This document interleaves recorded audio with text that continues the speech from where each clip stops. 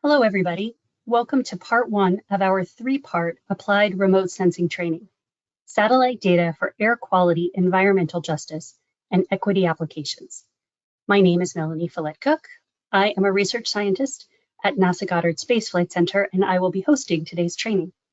You can see from this slide that I'll be joined by a variety of exciting speakers for today's session focusing on the use of satellite data in environmental justice applications. Before we begin our training, I just want to give a brief introduction to the ARSET program. NASA's Applied Remote Sensing Training, or ARSET program, is part of the NASA Earth Science Applied Science Capacity Building Program.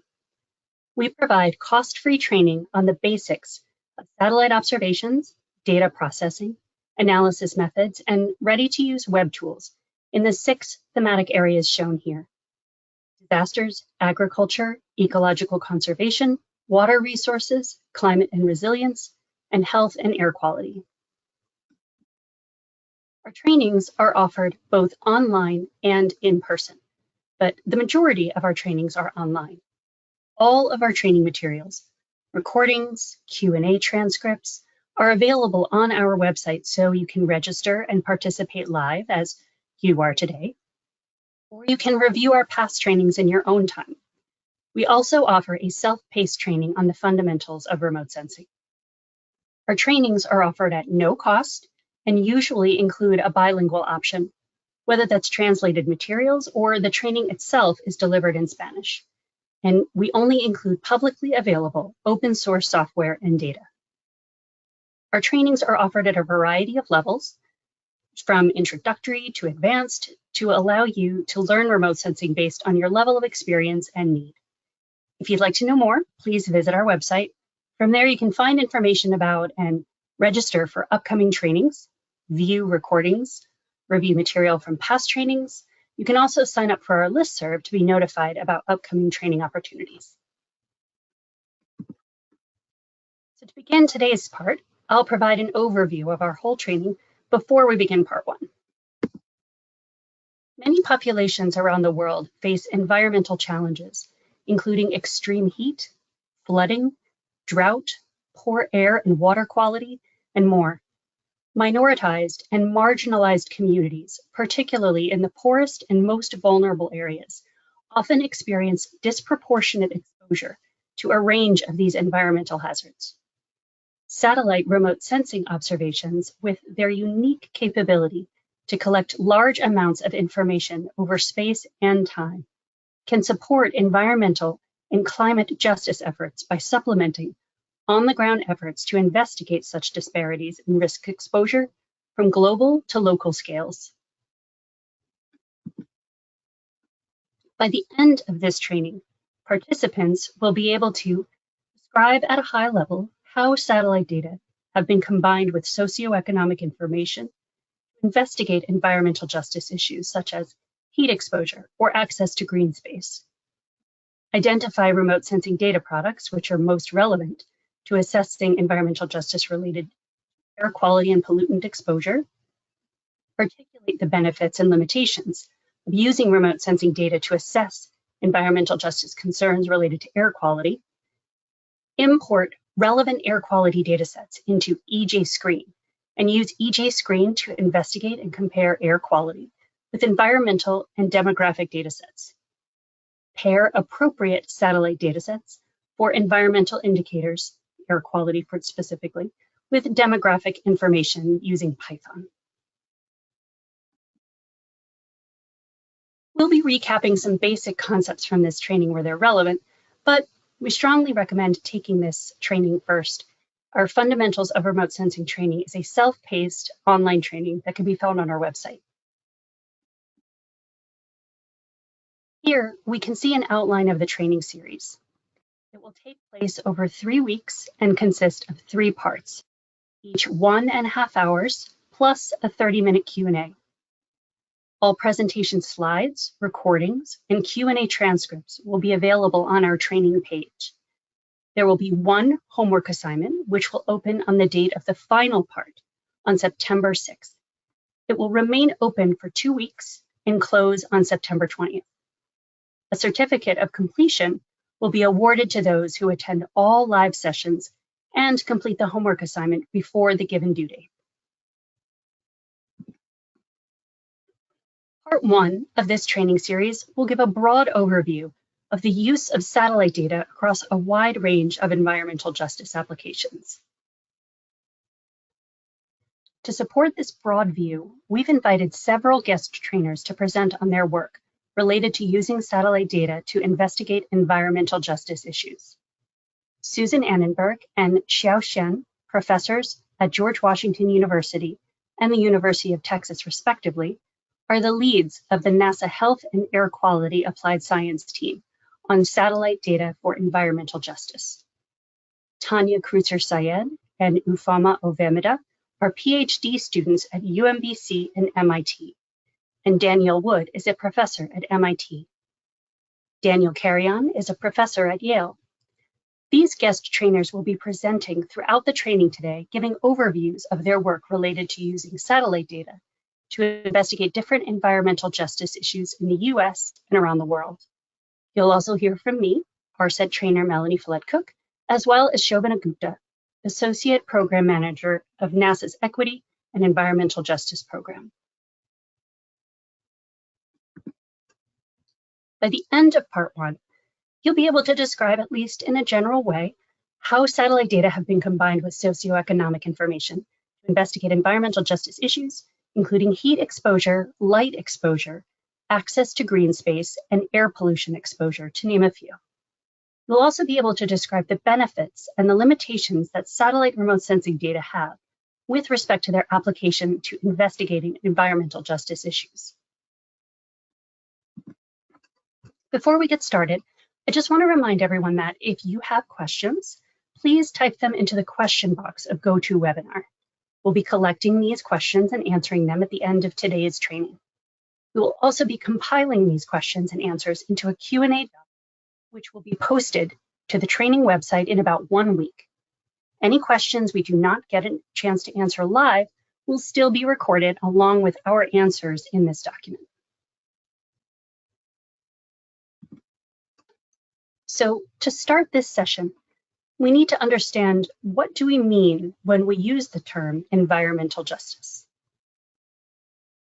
According to the US EPA, environmental justice, or EJ for short, is the fair treatment and meaningful involvement of all peoples, regardless of race, color, national origin, or income, with respect to the development, implementation, and enforcement of environmental laws, regulations, and policies. Within this definition, fair treatment means that no group of people should bear a disproportionate share of the negative environmental consequences resulting from human activities, including both in the public and private sectors. Meaningful involvement means that people should have an opportunity to participate in decisions that may affect their environment and health, that the contributions of the public should influence the decisions of regulatory agencies and policymakers, that the concerns of communities collectively should be considered in decision-making, and that decision makers need to actively seek out affected individuals and communities and facilitate their involvement in environmental decision-making. While environmental justice is our goal, unfortunately, environmental injustice is often the current reality, with different groups and communities being disproportionately affected by different environmental risks and hazards. When speaking about this, we use the term underserved communities to refer to populations sharing particular characteristics, including social and economic characteristics, but also shared geographical communities, which have been systematically denied the full opportunity to participate in social, economic, and political activities, as is required for their meaningful involvement in environmental decision-making. A related concept, environmental justice, or EJ, communities, refers to geographic locations with a significant representation of persons of color, low-income persons, Indigenous persons or members of tribal nations, and other groups who experience or are at risk of experiencing more adverse human health and environmental outcomes. So while an underserved community is a bit more of a general definition, EJ communities are specifically geographic areas where these underserved communities might be found and are particularly at risk for negative environmental and health outcomes. NASA's main role here, which has been assigned to the Earth Science Division and NASA in particular, is to ensure that the investments made by the American people in NASA's satellites and all the infrastructure and science that go along with them are used to equitably benefit everyone across the US and to help them make more informed decisions about the challenges they face in their communities. Practically, this means making NASA's satellite and remote sensing data of the Earth, or RSD, free and publicly available and accessible. In addition to simply providing the data, NASA has an obligation to provide training and capacity building, like the ARSET training you're attending now, to help people understand how to interpret and use different types of remote sensing data in the most effective way. Finally, NASA also funds fundamental research to develop new ways to use current and potential future remote sensing data to investigate and address many kinds of societal challenges, including challenges and barriers to achieving environmental justice. At NASA, these tasks are mainly carried out through our Applied Sciences program. The Applied Sciences program helps people across the world use NASA data to solve their biggest problems, including environmental injustice. One way is to provide direct funding to support research and decision-making about problems related to health and the environment. But in addition to funding opportunities, the Applied Science program includes NASA's capacity building efforts, which are ARSET, which provides free public training, such as the one you're attending right now, Develop, which supports small research teams on short-term feasibility studies for new applications of NASA Earth science data, and Servir, an international program in partnership with USAID, which provides international decision makers with the tools and training they need to use Earth science data. The capacity building program also includes an umbrella area called Community Action, which includes elements for Indigenous peoples, prizes and challenges, and equity and environmental justice, which we'll hear about more in just a minute. Another effort supported by the Applied Sciences program is the Health and Air Quality Applied Sciences team, or HACAST, which partners researchers with public stakeholders to use NASA satellite data to solve public health and air quality problems. HACAST includes its regular team members as well as shorter-term partnerships organized as Tiger teams and rapid response teams. One of these HACAST Tiger teams is the Satellite Data for Environmental Justice, or SD4EJ Tiger team, led by Susan Annenberg and Xiao Qian, two of our trainers today. The goal of this team is to integrate satellite data into existing mapping and screening tools, which support environmental justice applications. To do this, the team includes many partners in federal, state, university, and nonprofit organizations. And you'll see several examples of how satellite data have been integrated into these organizations' tools in this training. And now I'll pass it to Shobana Gupta, who will tell us about NASA's Equity and Environmental Justice Program. Thank you, Melanie. Hello, everyone. My name is Shobana Gupta, and I am one of the Associate Program Managers of NASA's Equity and Environmental Justice Program, or EEJ. Our program aims to empower communities across the US and around the globe to use Earth data and make informed decisions about issues affecting them, and cultivate new partnerships to support community outreach, training, and the development and application of Earth-based insights. EEJ invests in community understanding and use of Earth observations through many existing NASA's programs. These programs include funding and capacity development opportunities, like research opportunities in space and Earth sciences, or ROSES, future investigators in Earth and space science and technology, or FINEST, advanced information systems technology, or AIST, Develop, Indigenous Peoples Capacity Building Initiative, and Prizes and Challenges. You can learn more about our program by visiting our program page in the NASA Applied Sciences website, appliedsciences.nasa.gov. Additionally, EEJ is organizing knowledge sharing opportunities within and outside NASA for EJ communities, researchers, and other stakeholders to discuss their work, challenges, and goals with one another. I now want to share more about projects from our primary funding opportunity, ROSE's A.49. This solicitation offered opportunities for research to advance progress on equity and environmental justice domestically through, firstly, better understanding of community and stakeholder needs, including issues faced by EJ communities, their engagement preferences, and areas for EEJ to provide support. And secondly, through increased integration of appropriate earth science, geospatial, and socioeconomic information in their work. 39 projects were selected to receive a total funding of $6.9 million for up to 3 years and cover a range of environmental justice topics, including wildfires, flooding, and urban development. You will have the opportunity to hear from two of our investigators, Daniel Carrion and Danielle Wood, later in this training.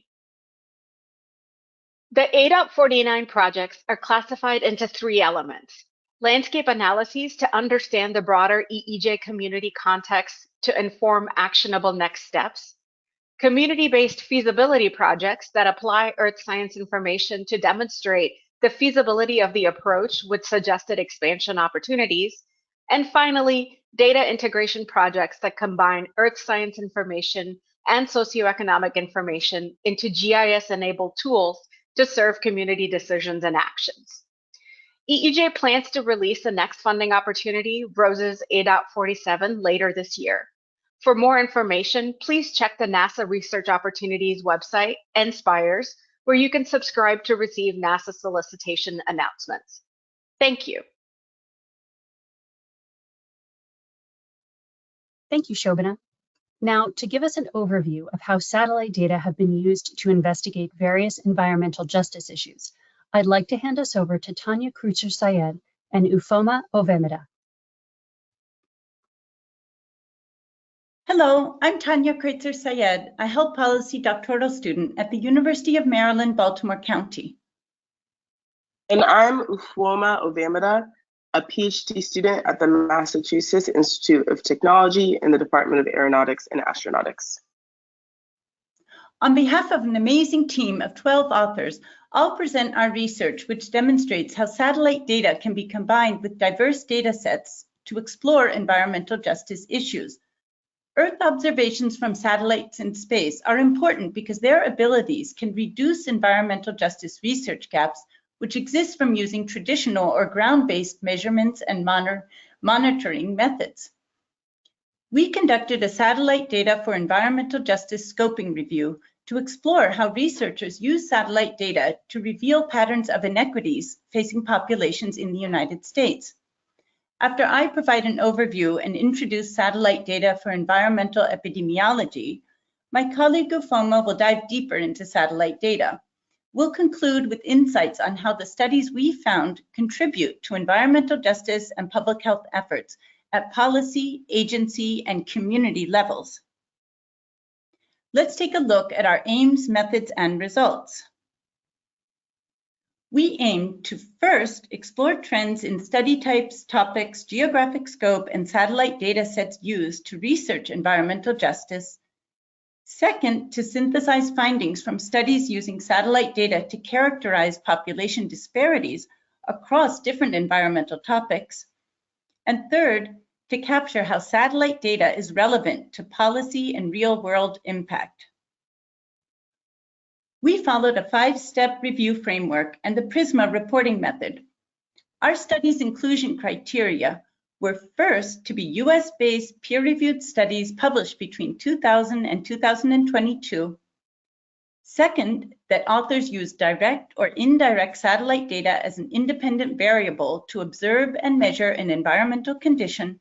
And third, that authors reported on some differential exposure, vulnerability, or other environmental condition that was observed using satellite data which could also cause population disparities. We documented all data sets used and if and how researchers related their evidence to health, policy, urban planning, or community efforts.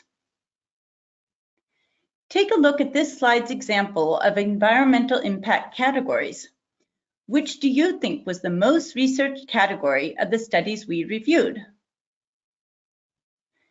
Pat yourself on the back if you guessed air pollution. Our review resulted in 81 included studies. Most of the authors leveraged satellite data for air pollution research. The green space and temperature studies were represented at approximately half of the proportion of the air pollution studies.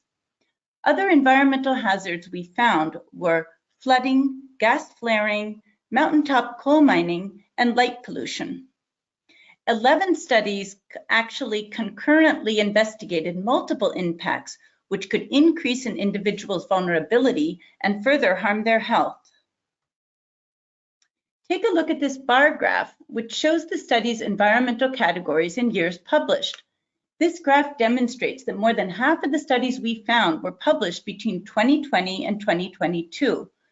One reason for this may be the increasing availability of satellite-derived high-resolution data sets, which enable new environmental justice research applications. This slide shows examples of social categories and social data sets, which researchers used in combination with satellite data to explore differences.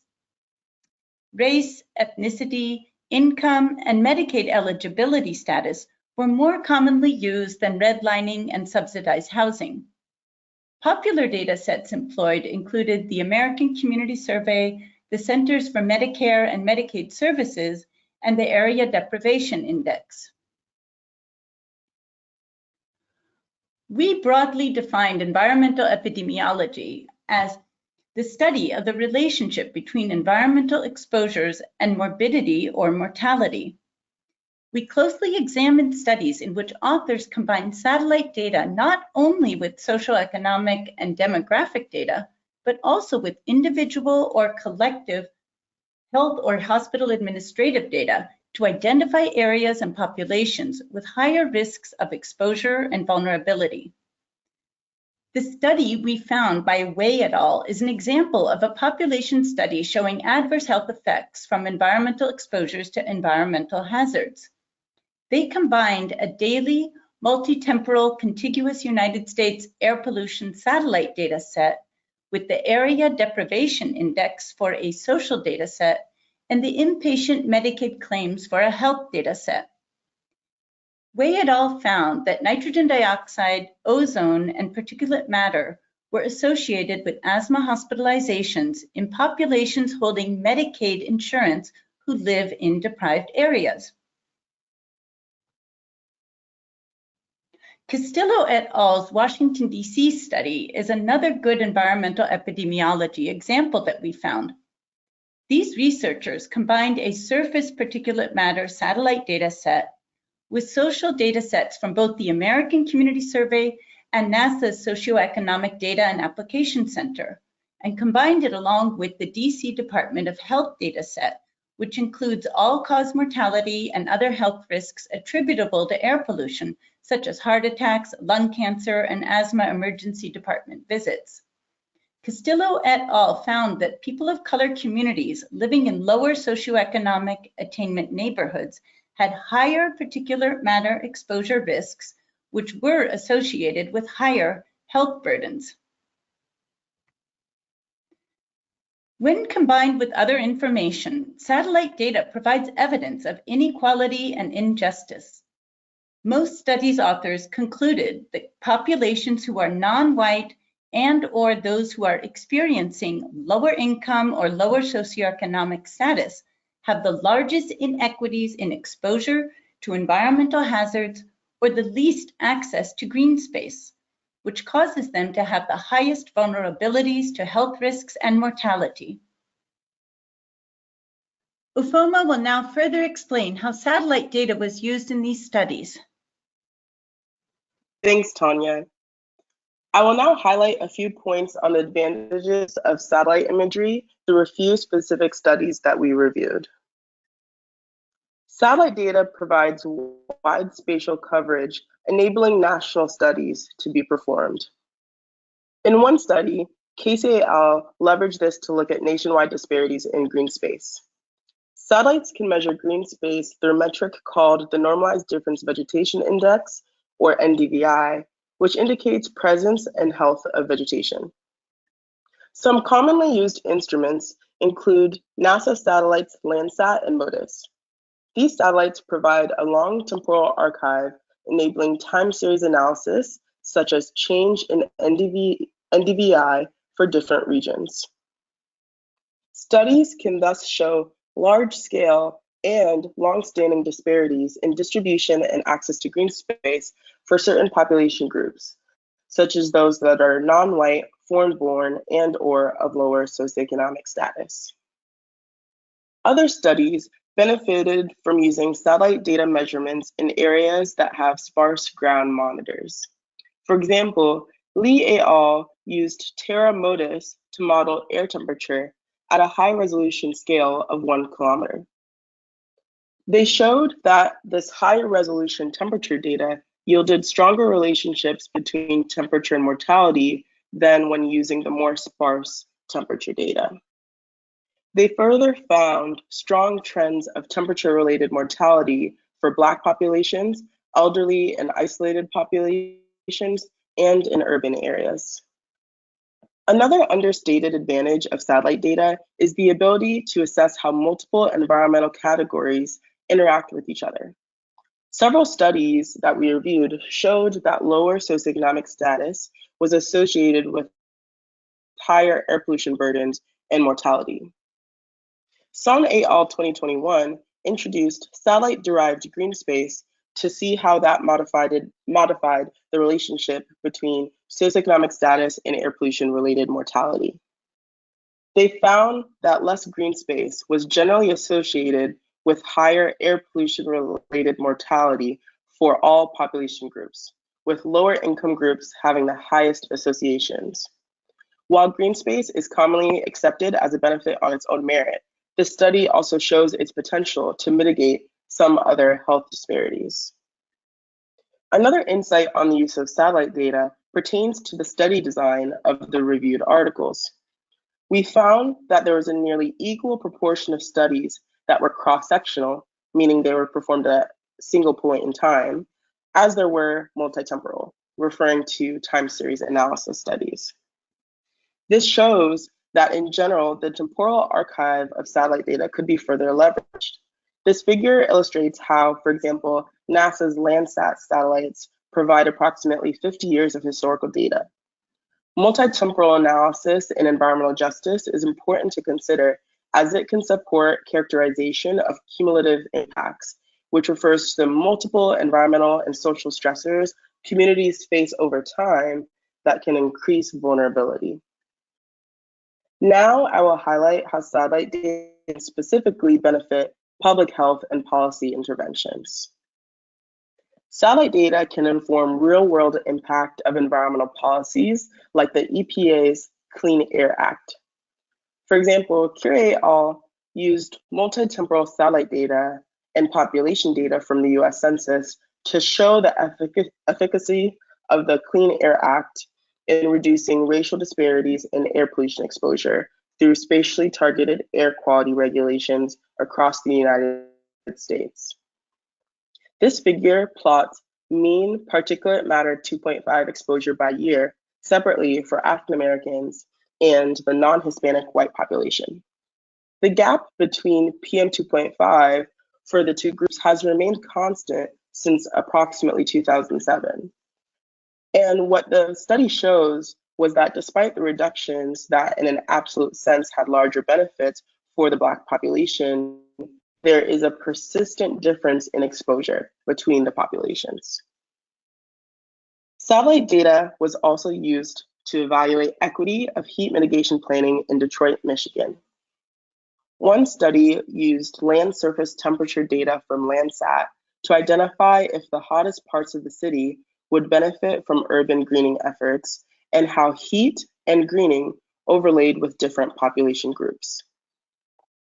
They found that Black, Hispanic, and Asian populations have the highest heat exposure.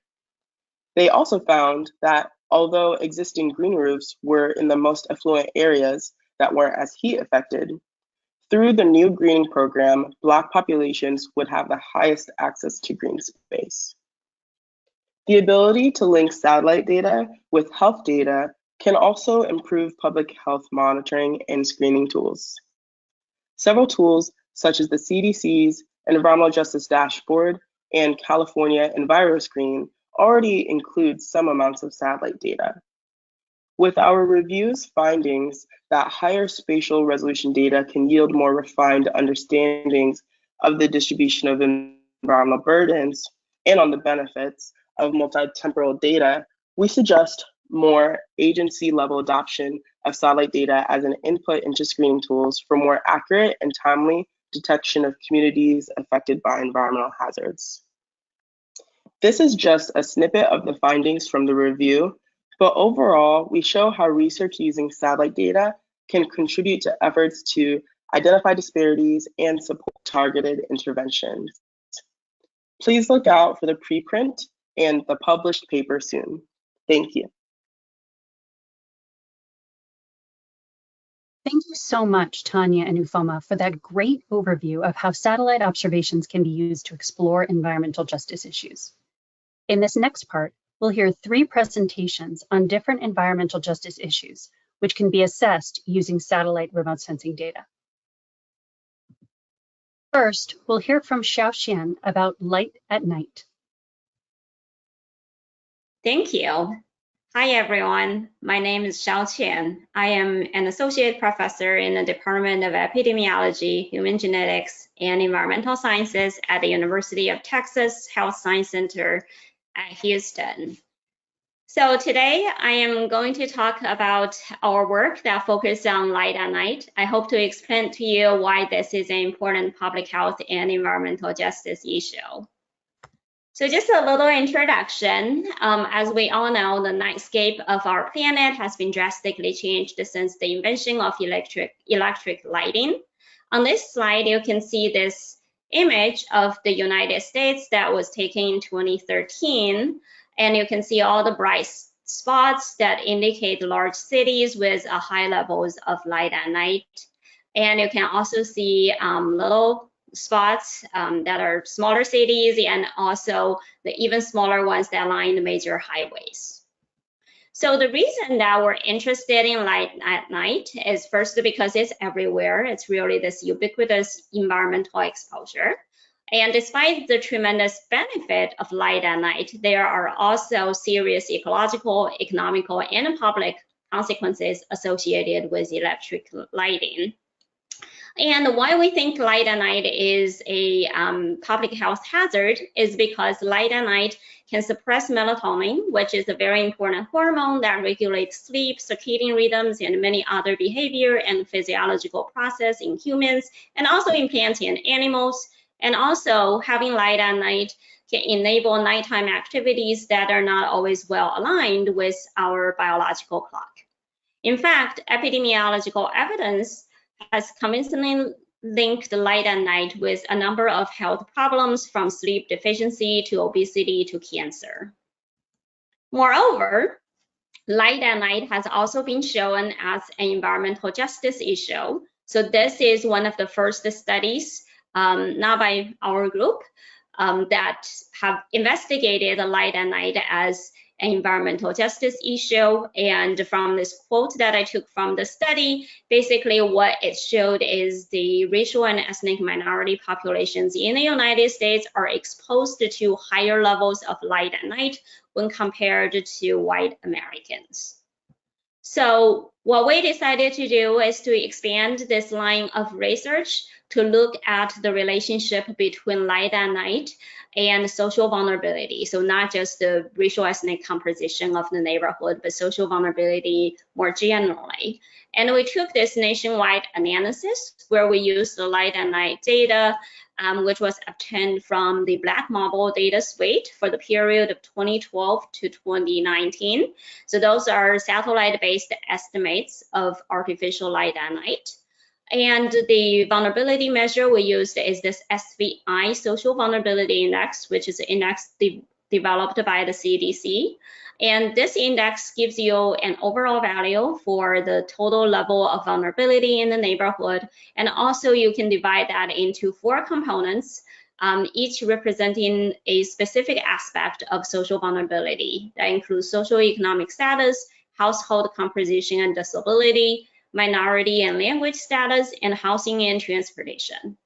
So the objective of our study is to conduct this analysis at census tract level to evaluate the relationship between light at night and social vulnerability. And I should mention that we have derived the summary measures of light at night based on the Black Marble data suite, and those tract level and county level light at night data have already been provided and published by NASA. So if that's something you're interested, please contact us and I'd be happy to direct you to the useful links to get that data. So as I said, the objective of this study is to examine the overall association between light at night and social vulnerability, and also to examine whether or not this association differ by rural urban status and across different regions of the United States. So on this slide, I'm showing you the overall association between social vulnerability, which is presented on the x-axis, and light at night, which is presented on the y-axis. And as you can see, there is a significant and positive relationship between the two, which means the higher social vulnerability experienced by a neighborhood, the higher light at night that occurs in that neighborhood as well. So next, we looked at this relationship by each component of social vulnerability. So as I mentioned, there are 4 of them, each represented as this open circle in this panel under the previous panel. And as you can see, for the 4 components, now we're comparing the highest quintile of vulnerability with the lowest. And as you can see, we see this positive relationship between higher vulnerability for the components of socioeconomic status, minority and language, housing and transportation. But we really don't see any association between light at night and household composition.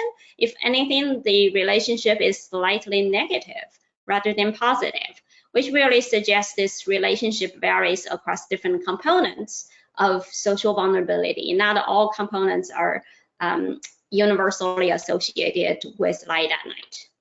So next, to complicate the picture even more, we looked at this relationship across different rural and urban status, and as I said, across different regions.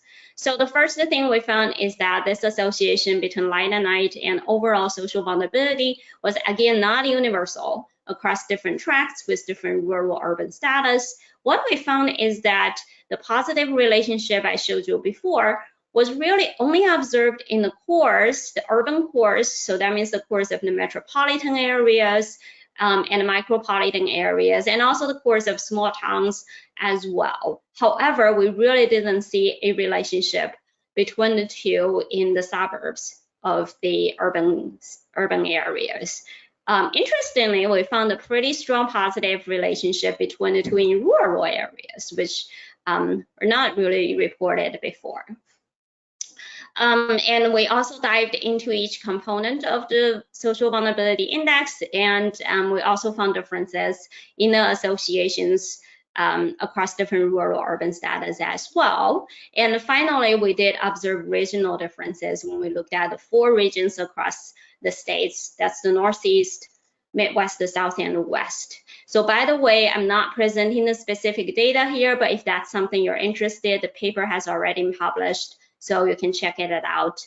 And it's published in the Journal of Environmental International. So in conclusion, from this analysis, we found that overall, more vulnerable communities are exposed to higher light at night. However, the relationship is very complicated. It differs by social vulnerability components, rural urban status, and regions. And what this reminds us is when it comes to identifying communities with highest light pollution or other environmental hazards, it's really important to consider multiple factors for characterizing those communities. And for us, a future direction is to really understand how this environmental injustice in light at night, or this uneven distribution of light at night, may have contributed to health disparities in this country. And finally, this is the last slide, and I just want to remind you that when we study environmental justice or injustice, it's not really just about uneven distribution of exposures. It's also about the uneven responses to the same exposure. So when you think about people living in disadvantaged neighborhoods, oftentimes not only are they exposed to higher levels of hazardous exposures, but also they tend to have a higher response to those hazardous exposures. So on this slide, what I'm showing you is a previous paper that we published that looked at the relationship between light at night and breast cancer risk. And we divided our analysis in this large US cohort by poverty rate at the tract level. And here you can see the solid line represent the tracts with a low poverty rate, so more affluent tracts, and the dashed line represent high poverty areas. And when you look at the relationship between light at night and breast cancer risk, you really don't see any relationship among those more affluent tracts. But you did see this positive relationship where light at night is associated with higher risk for breast cancer among women who lived in high poverty areas. And we speculated that, this high response to light at night among those women from poor communities could be due to a number of factors, including poor housing or sleep conditions, their challenging work schedule, just general higher levels of stress, all of which may exacerbate the adverse effects of light at night on breast cancer risk. So with that, I just want to conclude that we believe light at night is an important environmental justice issue, of course, also a public health hazard. And it's important to identify vulnerable communities that are exposed to higher levels of light pollution, and also for us to develop, implement, and evaluate potential interventions to mitigate the hazardous exposure to light pollution and to mitigate the health disparities associated with this exposure. So that's all. Thank you.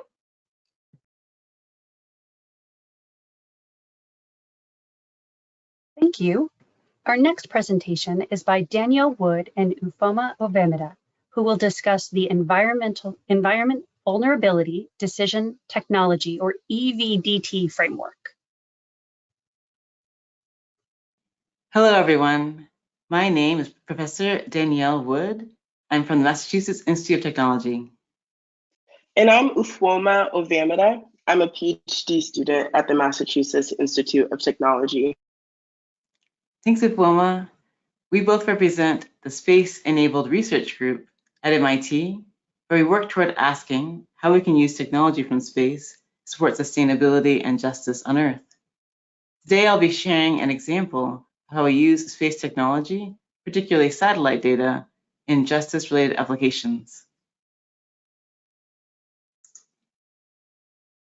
In particular, I'm excited to highlight a tool set we use called the Environment Vulnerability Decision Technology Framework to support social and environmental sustainability.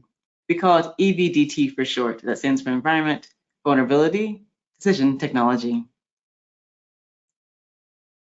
The motivation for this framework is that there is a great set of satellite technology available. In particular, here I'm highlighting the examples available through NASA, but of course, globally speaking, there are many satellites of different types that provide observation of what's happening in the atmosphere, on the land, in the oceans, and help us understand how the environment is changing. Now, this multiple types of satellite data are also challenging to use, partly because there's an important supply chain that's needed, or value chain, you could say, to move the data from the original observations into use. Often the ultimate goal is to provide information that is recommendations for action by policymakers. To make that happen, we need satellite systems, as well as systems in atmospheric operations and on the land and in water, producing data. But also scientists play key roles to help correct and process the data, do modeling and assimilation, and help combine this Earth observation data with socioeconomic and other kinds of data to really answer social questions. There's a lot of work at each of these stages, And often private organizations play a key role in steps 6, 7, and 8, especially in the US context. One of the motivations for my team is to ask how we can help make this kind of value chain or series of work steps more available, especially to those that usually do not have access to using the rich information available from satellite Earth observation. In my experience, I've had a chance to learn from leaders in countries, especially in Africa, but also Latin America and Asia, including in places like Kenya, South Africa, Angola, Nigeria, and other countries. They are countries that have shown me that they're interested in using satellite mapping to help improve policies in their country, and they look for ways to reduce the barriers to people in their own countries using the data. The same thing is true in my home country in the US, that there are many organizations that have policy questions that could be addressed in part by information from satellites, but there are many historic reasons why it's difficult to access the data when needed. In some cases, the countries that I work with are applying tool sets such as the Sustainable Development Goals as defined by the United Nations as a way to identify what methods they're working toward. In other cases, countries or leaders in companies or perhaps Native American tribes are also exploring other internally defined methods for deciding what is helpful and what they consider a societally important goal. One of the goals of my team can sometimes be to ask, how do we know if we're making progress toward the goals defined by each community? And are we reducing the barriers to using satellite data to make that progress? One of the ways we address this question is through a series of methodologies that are inspired by system engineering. We call it system architecture, and here's a brief summary. It has steps including understanding the context of the organizations that we're working with, asking their stakeholders to define what's important to them, identifying objectives, and then the functional and sort of forms that we'll design for an information system using satellite data. Our goal on these steps is to make sure we're listening carefully to the concerns raised by organizations, whether they're national governments, university teams, or companies that are trying to address a societal need that has typically had barriers in using satellite data. So we use this as a way to make sure we're listening to stakeholders to ensure that the methodology will be useful from their point of view. This has led us to also design the EVDT, or Environment Vulnerability Decision Technology Framework. It allows us to ask questions such as what's happening in the environment, how are humans experiencing vulnerability and societal impact, what human policies are impacting both the environment and humans, and how can technology be designed more effectively in order to make it more useful. In particular, we often ask how we could design satellites, aerial platforms, and in situ measuring platforms to help inform our understanding of the environment and the human impacts. And again, this is really important as researchers that we do this in a way that's driven by listening carefully in a very structured way to our collaborators who have certain goals for what they're trying to achieve in society. And in some cases, those goals are well aligned with environmental justice goals. I want to give a few examples where teams are working either on sustainability goals or environmental justice goals as they define them. Particularly, the city of Rio de Janeiro, for example, leaders from Indonesia, the government of Angola, and the Yart tribe in Northern California. They've each invited us as a team, as Space Enabled, to collaborate with them to apply satellite data to particular needs. Again, the needs are defined by them in a way that makes sense to their community. And we try to consider if we are aligned with those values and try to see how we could apply satellite data with them. I give a brief example on the case study in Angola, and this is funded by NASA's Applied Sciences program, in particular from the Water Resources Management program. We are funded to work on the application of satellite data to help support drought response in southern Angola. It's an area affected by long-term patterns of recurring drought and flood, and this affects local communities who depend heavily on raising cattle as a form of livelihood. I've been invited by the National Agency for Space to visit the country and learn about their needs and to ask how we can reduce barriers to using NASA satellite data to understand the impacts of the drought on low-income communities. The country is active in their own space program. You see me here focused on visiting the local space agency, and they're celebrating their recent activities with satellite technology, and they're really ready to increase the use of satellite data. In particular, we're using NASA SMAP, or Soil Moisture Active Passive Data, because it has a sensor that uses microwaves to reflect light from Earth and helps us understand the impact of lack of rainfall on the level of water in the soil. So eventually we'll make these kinds of systems that map the level of drought intensity in Angola for multiple years using data from SMAP. So in a picture like this, you can see that dark red areas have very dry soil. And we're gradually improving our ability and reducing our error in estimating this for the region. But this is not the end. We also need to combine that with data related to socioeconomic variables that impact understanding who's impacted by the drought. So in this case, we're trying to understand how to combine the information from space with local variables that the teams in the country can develop so they can figure out how to best provide responses that serve the communities locally. This is one way we think about listening to the community's needs and asking how we can use that information to make satellite data more effective, but in a way that's really concerned with the needs of those who usually have less access to data. Ultimately, we make websites that are very useful to help make this information available for policymakers. To summarize, we found it useful to customize EVDT to this case study in Angola. And each time we work with new partners, we make a new custom version. And this can be a great template for future work that addresses societal needs with satellite data. I'm now pleased to pass this over to my colleague, Ufuoma Oyemura, who's going to continue with an example in her own research. Thanks, Danielle. I'll be talking about an example of how we can apply the EVDT framework to study prisons and environmental justice. So this is an example of Fayette Prison in LaBelle, Pennsylvania. It's an aerial view of the prison. Fayette is built near about 40 million tons of waste, 2 coal slurry ponds, and millions of cubic yards of coal combustion waste. This pollution is often associated with air pollution. It's also associated with health effects. Incarcerated people at Fayette have documented numerous cases of skin rashes, gastrointestinal diseases, respiratory illnesses, and cancer that developed after being incarcerated at this prison.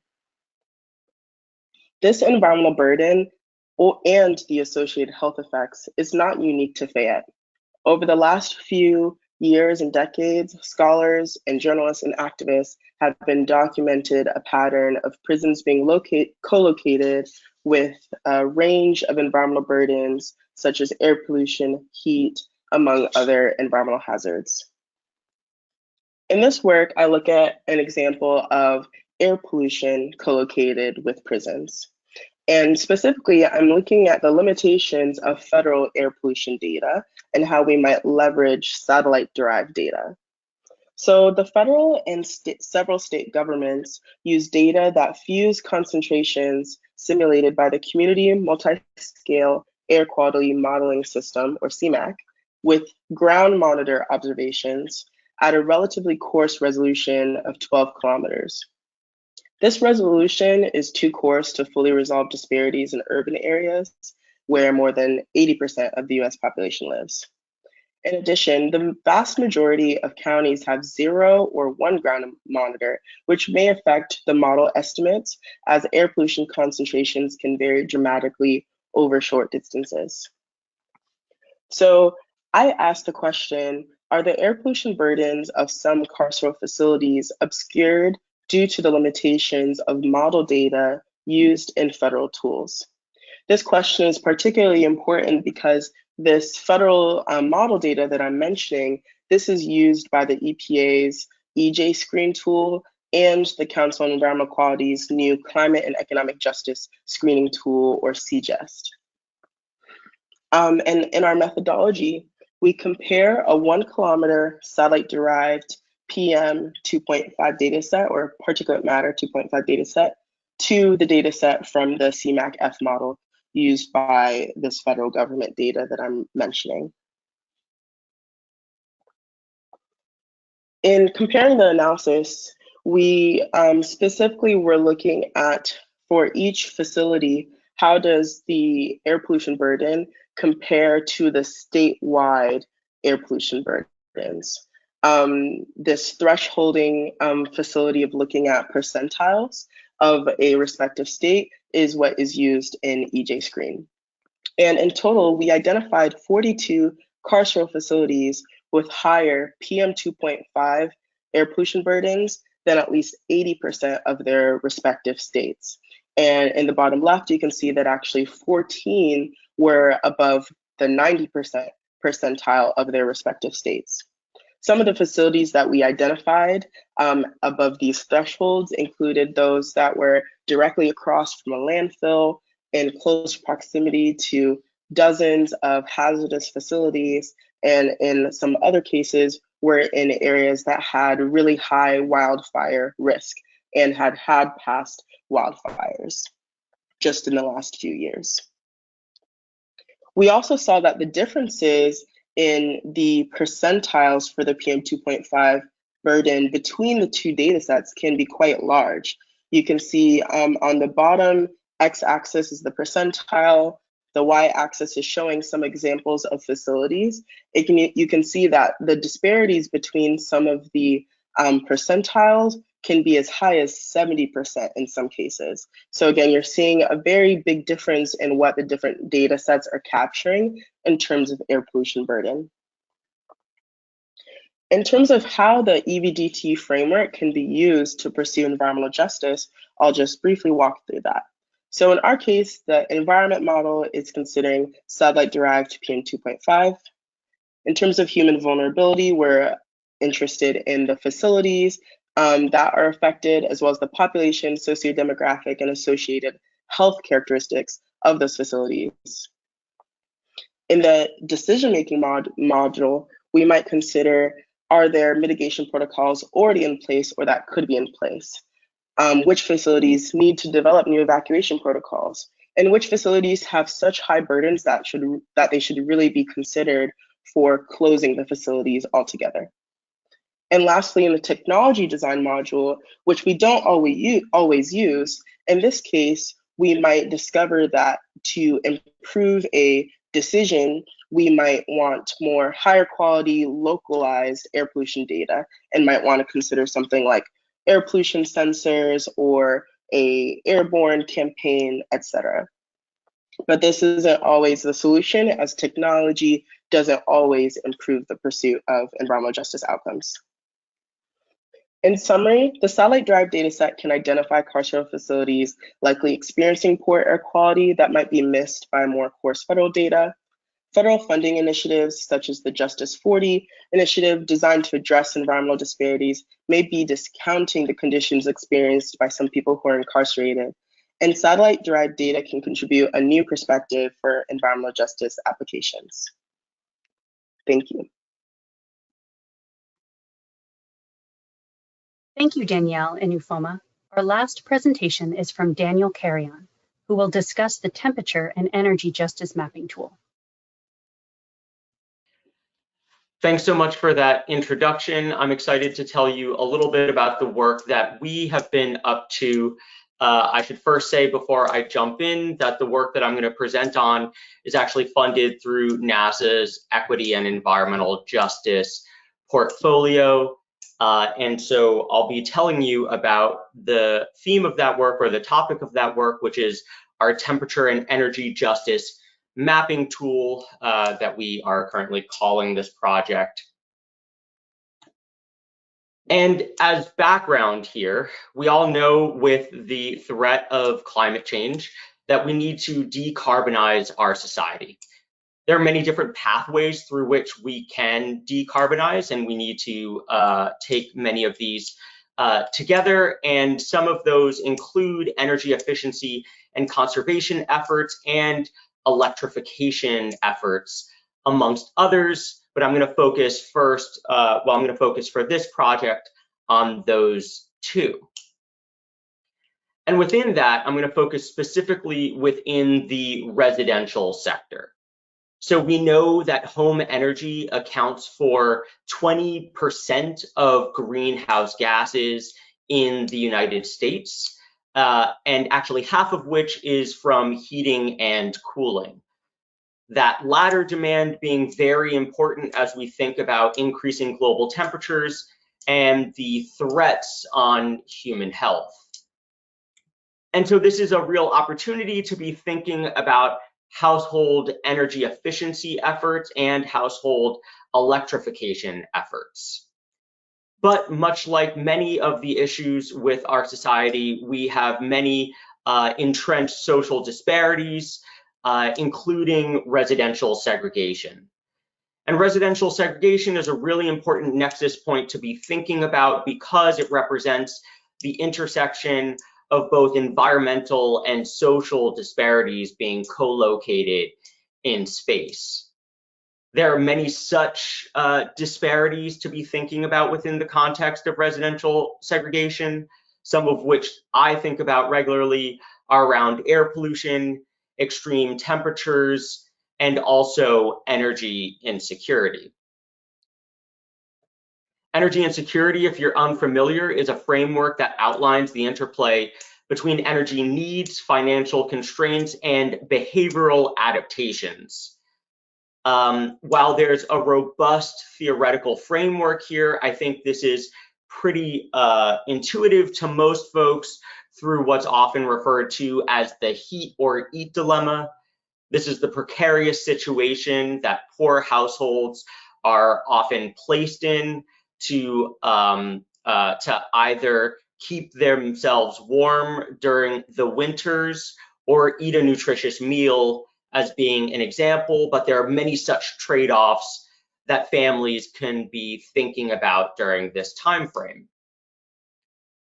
What I've been increasingly saying is that in a warming climate, we need to be talking more about what I term the heat stroke or go broke dilemma, that same kind of trade-off framework that people may be dealing with, but on during the cooling season or during summers.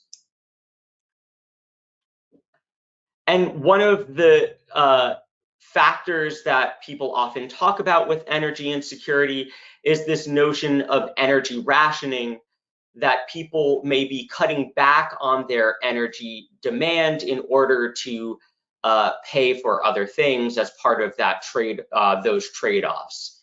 And indeed, there is evidence of energy rationing at the household level. This particular study being done in Arizona, finding that low-income households wait to higher temperatures to start using more energy, implying that they're waiting till warmer temperatures in order to keep their homes cooler during higher temperatures.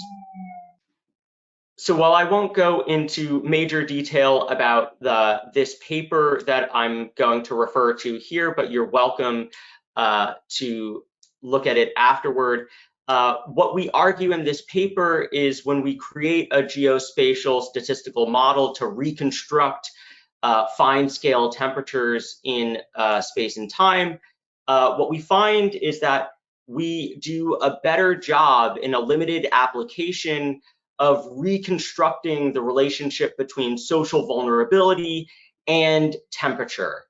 And so what that implies to us is that finer scale spatiotemporal models can do a better job of reconstructing temperature disparities potentially for the most vulnerable communities. And so taking all of that together, we decided to then try to employ all of this knowledge to try and create a temperature and energy justice mapping tool. This is a feasibility study through NASA, and it's a partnership with the Green and Healthy Homes Initiative. The Green and Healthy Homes Initiative, or GHHI for short, really focuses on addressing household level disparities, originally focused around disparities around lead in the household, but increasingly doing work around energy efficiency in the home and other concerns around residential disparities.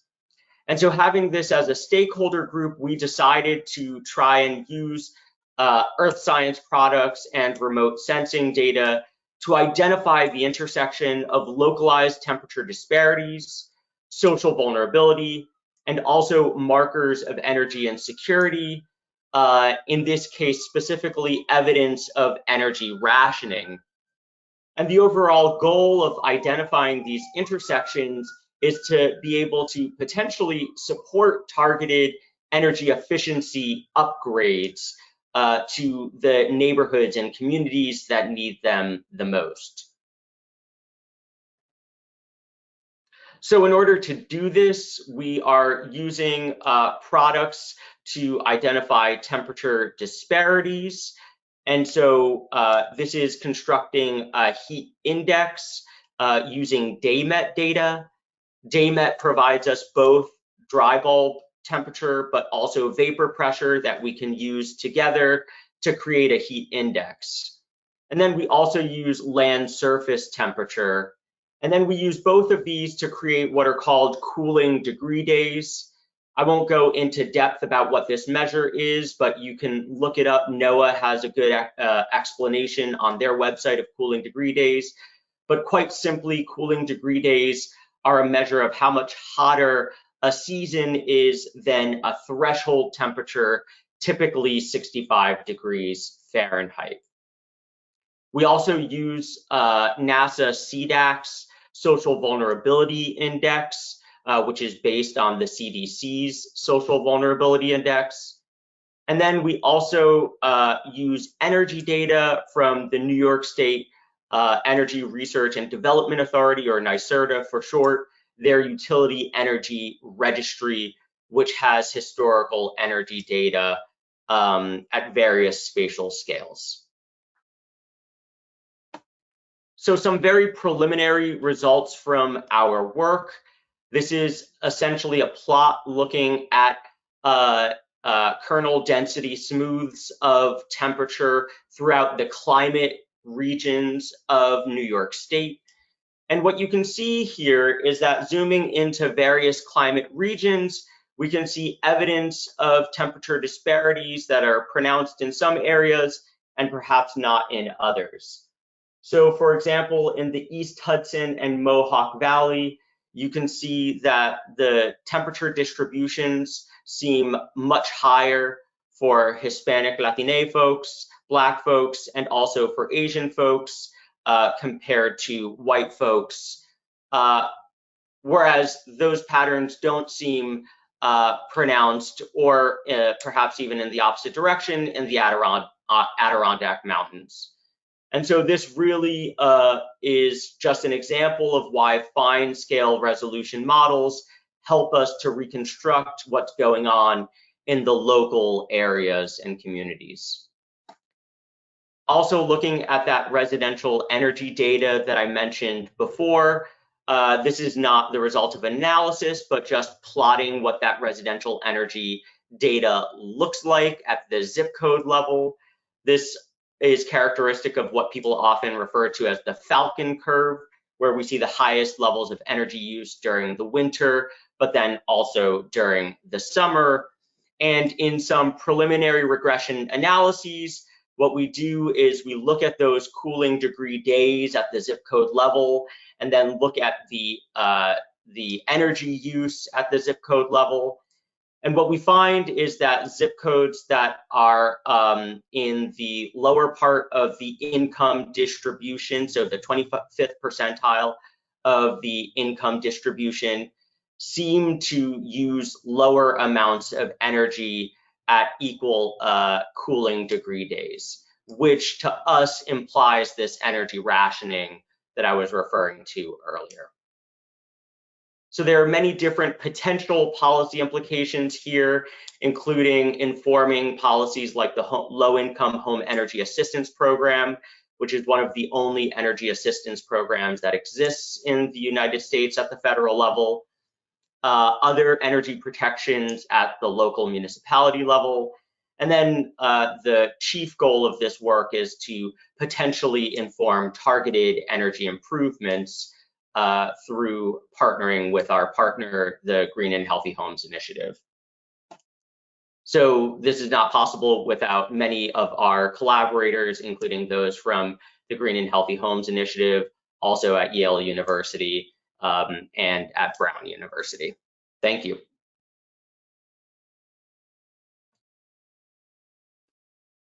Thank you, Daniel, and thank you to all our other guest speakers. Hopefully these presentations have given you an idea of the scope of different environmental justice issues that can be assessed using satellite remote sensing data, as well as some of the benefits and the challenges of using satellite data in these applications. To briefly summarize what we've just heard, the strengths of remote sensing data for environmental justice applications include the ability of satellites to provide information in many areas where ground-based data may be lacking. We saw an example of this in the prisons project presented by UFOMA, where the exposure of individuals in these facilities was poorly represented using ground-based data. and satellite information was useful in identifying localized disparities in exposure. Satellites also allow us to provide continuous global monitoring using the same instruments over long periods of time. We saw an example of this in Danielle's presentation on drought monitoring in Angola, where it was possible to create a multi-year drought record from satellite data to look at trends in water availability. The ability to monitor around the world using the same remote sensing instruments allows us to make robust comparisons between different areas, as we saw in Danielle's presentation about the disparities in heat exposure across different parts of New York State, and in Xian's presentation about exposure to nighttime light across different regions of the US in different population groups. The data collected by NASA using remote sensing are also freely available, and NASA provides tools to assist in the analysis of these data, as well as trainings like this one in how to make effective use of the data for different applications. You heard about the impact this is having in terms of the growth in the use of satellite data for environmental justice studies in Tanya and Ufoma's presentations earlier today. Finally, satellite data can be integrated with other information sources, such as models and ground-based data, to produce combined data sets, which improve our understanding of environmental issues across space and time. You'll hear more about how this is being done for air quality from Susan Annenberg in just a minute. Of course, we also have to acknowledge that satellite data have limitations. It's very difficult to obtain fine spatial resolution, fast data collection frequency, and wide area and long-term coverage, all from the same satellite instrument.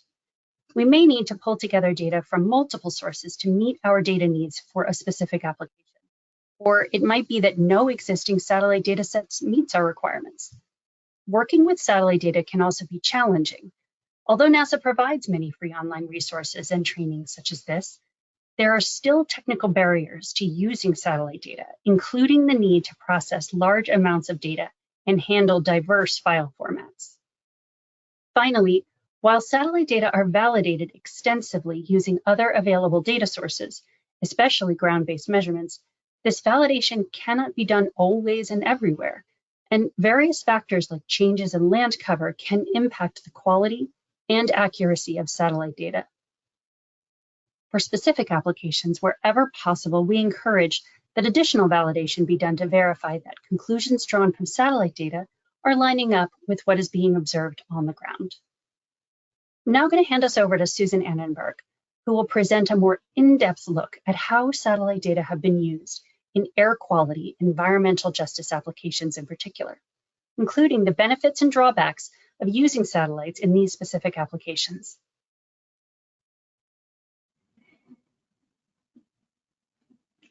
Thank you. I'm going to talk about use of satellite data in environmental justice applications. I'll first talk about a case study using satellite data to understand air pollution in justice. There's a long history of studying air pollution in justice, and in more recent years, people have started using big data to study this problem. And I just want to give two examples of how people have used big data to study air pollution in justice. In the graph on the left, this is from Culmer et al., which was published in Science in 2020. And they found that the communities across the United States that were overburdened by PM 2.5 in 1981 are still overburdened by PM 2.5 in 2016. And this is despite the fact that PM 2.5 levels have dropped overall. So those areas that were most and least polluted in 1981 remain so today. The second study I want to highlight is Tessem et al., which was published in the Proceedings of National Academy of Sciences in 2019. And they found large differences between the environmental health damages caused by a racial ethnic group and the damage that group experiences. So just take a look at the two bar graphs on the left-hand side of this chart here. The Black population in the United States is exposed to much larger PM 2.5 concentrations than it causes. That's consistent with the Hispanic population and opposite to the white population on the right-hand side here, where the white population is exposed to lower PM 2.5 concentrations than the PM 2.5 that it causes. And because this study used a modeling approach, they were able to also look at the sources that were contributing to this PM 2.5 inequality. both in terms of the emitters and the end uses. So these are two examples of how big data can be used to understand air pollution injustice across an entire country. But when we talk about big data, what do we mean? There's a lot of different ways to characterize air pollution exposure. We have ground-based monitors, and this is an example picture of a federal reference monitor. These are costly and resource-intensive ways to measure air pollution in the air at a particular point in space. We have sensor networks, and increasingly these are low-cost sensors. Each of these costs about on the order of a couple $100, which is significantly less than the federal reference monitors shown on the left-hand side of this slide. And because these low-cost sensors are much cheaper, you can put dozens to hundreds of these in an individual urban area. Sensor networks, these low-cost sensors, they're challenged by issues like calibration and drift, and so they do still require some caution and rigor in interpreting, but it's a really nice way of getting at neighborhood scale pollution differences across an urban area. The third approach to characterizing air pollution exposure is models, and we have both statistical models and physical models. But these models divide the world into pixels, both in horizontal space and in altitudinal space. And they use a series of equations to estimate pollution concentrations in each pixel. So these are not observational. This is an estimation approach, and statistical models use a series of statistics and equations to try to estimate pollution levels in each pixel. And physical models use our best understanding of the physics and chemistry of the atmosphere to calculate pollution fate and transport, and again, estimate pollution in every pixel on the planet. And so this is a nice way to estimate exposure for everyone on the planet, regardless of whether or not there's a nearby monitor. And the final way I want to highlight of characterizing air pollution exposure is, of course, satellite remote sensing. Satellites orbit the planet, and they're taking snapshots of the composition of the Earth's air. And we can use these data to understand pollution levels and how they vary with increasingly high spatial resolution. And we're going to talk about this, of course, in much greater detail. But what are some advantages and disadvantages of ground level monitoring? Well, ground monitors are still considered the gold standard today. They're the best estimates of air pollutant concentrations, especially if you're using a high cost instrument like these federal reference monitors. Measurements are also acquired at the nose level where we breathe, which is of course of interest to us because we want to ensure that we have healthy air for everyone to breathe. And monitors, and not models or satellites, are used by regulatory agencies to determine attainment with standards, with ambient air quality standards. So for example, the US Environmental Protection Agency, they use monitors to determine whether or not any given area is in attainment with the national ambient air quality standards. And so far, models and satellites cannot be used for that purpose. But of course, monitors have disadvantages as well. They were not set up or intended to measure how pollution levels differ within urban areas, and therefore they're interspersed. There's often approximately one monitor per 500,000 people, which is really not enough to capture neighborhood scale pollution differences. They also really need careful calibration. That requires a site visit by a technician at least once per week. And they have some siting restrictions as well. They can only be located on land. They're sited to capture regionally representative levels of pollution and not how pollution varies at the neighborhood scale. And some are not required to operate all year round. When it comes to satellites, satellites also have advantages and disadvantages. One of the advantages is that estimates are available for anywhere where there are no clouds and reflective surfaces. So we still can't see through clouds, and reflective surfaces pose a problem when using satellites to characterize air pollution. But for the most part, you can get an estimate anywhere on the planet, regardless of whether or not there's a ground monitor located there. We can achieve complete geospatial coverage if we combine what the satellite sees with other information like land use variables near roadways and parks and other types of green space. And we can also combine satellite data with measurements from the ground and get increasingly high spatial resolution and high accuracy as well.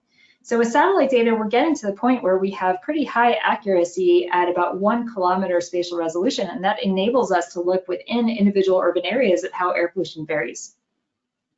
For some pollutants like nitrogen dioxide, we also have a very high correlation between satellite estimates and ground monitors. So what the satellite is measuring is the total amount of pollution from the ground level all the way up until the satellite. That's what we think of as a column of air. With nitrogen dioxide, there's a really high correlation between the satellite estimates of those column measurements and the surface level concentrations at the ground.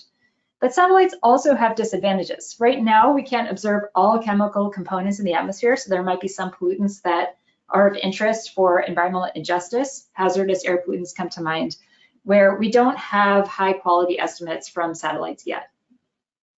We also can't monitor surface concentrations. As I mentioned, satellites monitor molecules in a column of air between the Earth's surface and the satellite. And that has to be combined with other information to produce health relevant estimates at the nose level. And that can be quite data intensive. So this does still require quite a bit of number crunching and data manipulation to estimate ground level pollution concentrations from surface observations. Right now, most satellites are polar orbiting. They're taking one snapshot over every location on Earth each day. But new launches are happening and planned as geostationary. And that means the satellite will hover over one part of the planet and take snapshots of the Earth's air on an hourly basis. And therefore, we get full daytime coverage over one particular region of the planet, like the United States. So which air pollutants are measurable from satellites? Well, a lot of us are concerned about fine particulate matter, or PM 2.5, which is the largest contributor to the mortality burden from air pollution. But we can't measure PM 2.5 directly from satellites. We have to convert something called aerosol optical depth, or AOD. We also can use satellites to detect fires, which produce a lot of smoke and PM 2.5. And both of these aerosol optical depth and fire detection can be used to infer nose level PM 2.5 when combined with other information, like from atmospheric models. For ozone, this is another major air pollutant that is highly regulated. There's currently no information on nose level concentrations from satellites for ozone because stratospheric ozone is so high and really obscures that signal. Nitrogen dioxide, or NO2, is the most straightforward to observe, and it's an excellent tracer of fossil fuel combustion. So I'm going to talk in this section of this training about nitrogen dioxide and how satellite-derived NO2 can be used to study air pollution and justice. And then we have a range of additional chemical components, pollutants, for which precision and accuracy of the satellite data are not currently suitable for most health studies, and that includes carbon monoxide, sulfur dioxide, ammonia, formaldehyde, and also surface ultraviolet radiation. One of the first studies that we did to try to use satellite-derived pollution levels to understand air pollution and justice was in partnership with the DC Office of Health Equity and the DC Department of Energy and Environment. That's in the city of Washington, DC. And this is motivated by the dramatic health inequity that we see in the District of Columbia. The DC Health Equity Report was published in 2018, and it found about a 20-year life expectancy differential between communities in the southeast quadrant of the city and communities in the northwest quadrant of the city. And you can see that in the size of the red bubbles. If you look at the underlying green colors, we also see that there's quite a large discrepancy in the pediatric asthma emergency department visit rate per 10,000 in the city, with the highest rates in the southeast quadrant neighborhoods compared with in the northwest. Now, what if we wanted to know how much air pollution contributes to this health inequity? What data sources could we use? Well, let's take a look at a map of air pollution monitors, that is federal reference monitors in the District of Columbia. And there's 5 of them for PM 2.5. It looks like 4, but 2 are co-located. So we don't have enough ground level monitors in the city to really understand what is driving, or how much air pollution is driving, this 20-year life expectancy differential between neighborhoods in southeast versus neighborhoods in the northwest. So we use satellite-derived PM 2.5 concentrations, and you can see those concentrations in the map on the left-hand side here. And we see that we have continuous spatial coverage of PM 2.5 on a pixel basis across the entire city of DC. And this was published in the journal GeoHealth in 2021. When we combine information from the satellite-derived PM 2.5 with the life expectancy in the previous slide, we can estimate PM 2.5 related mortality rates at the neighborhood scale within the District of Columbia. And that's what you're seeing in the map in the middle here, where we have the highest PM 2.5 mortality rates in the eastern half of the city, which is majority Black, compared with the western half of the city, which is majority white. And so this really showed us two things. One is that we can gather a lot of information using satellite-derived air pollution concentrations. And when we combine that with the inequitable distributions of health risks, we really get a very large inequity in air pollution-related health risks across the city. But if you look at this map of PM 2.5 concentrations on the left, we still don't have as much heterogeneity, as much spatial pattern of PM 2.5 that we believe exists within the urban scale. Scientists have been combining satellite-derived data sets with other information like land use variables to really enhance that spatial resolution. So if you look at the map on the left-hand side here, this is PM 2.5 in New York City, which was published by Huang et al. In Science of the Total Environment in 2019. And you can see that there's quite a bit more spatial variation in ground level PM 2.5 concentrations with their model, which uses both satellite observations and land use variables and ground level monitors in an integrated way. And they can capture much more spatial heterogeneity than we were able to in our previous study of Washington, DC. We can also do this for nitrogen dioxide, and that's shown here on the right. This is data from our study that was published in Lancet Planetary Health in 2022. And you're seeing Washington, DC with high NO2 concentrations in the downtown area, but then all the roadways going out from the downtown area to the suburban areas in Maryland and Virginia and all the way up to Baltimore. All of those major roadways also have high NO2 concentrations when we put the satellite data together with land use information in a model. So to study air pollution and justice with satellite-derived NO2, why do we want to use satellite-derived NO2? NO2 is a precursor to PM 2.5 and ozone, so we care about it. If we want to reduce both PM 2.5 and ozone, we have to be thinking about NO2 and its precursor NOx emissions. And NO2 is also a marker for traffic-related air pollution, which is associated with respiratory effects, cardiovascular effects, and even premature mortality. So there's a range of health outcomes that we're concerned about when it comes to nitrogen dioxide. Compared with total PM 2.5 mass, NO2 also has sharper gradients near emission sources.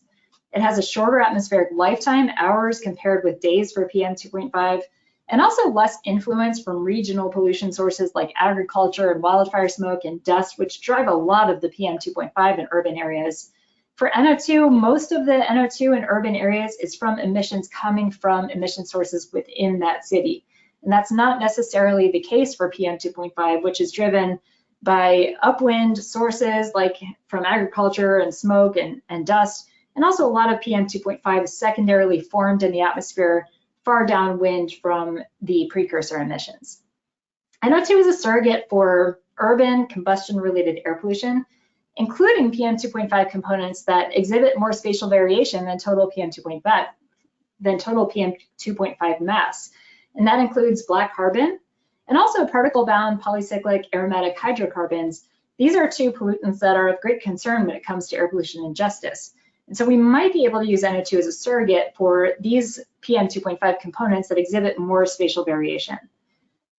And also, as I previously mentioned, satellite NO2 column observations are tightly correlated with NO2 observed at ground monitors. So we really can tease out the spatial pattern of ground levels of NO2 that people are breathing when we use satellite NO2 columns.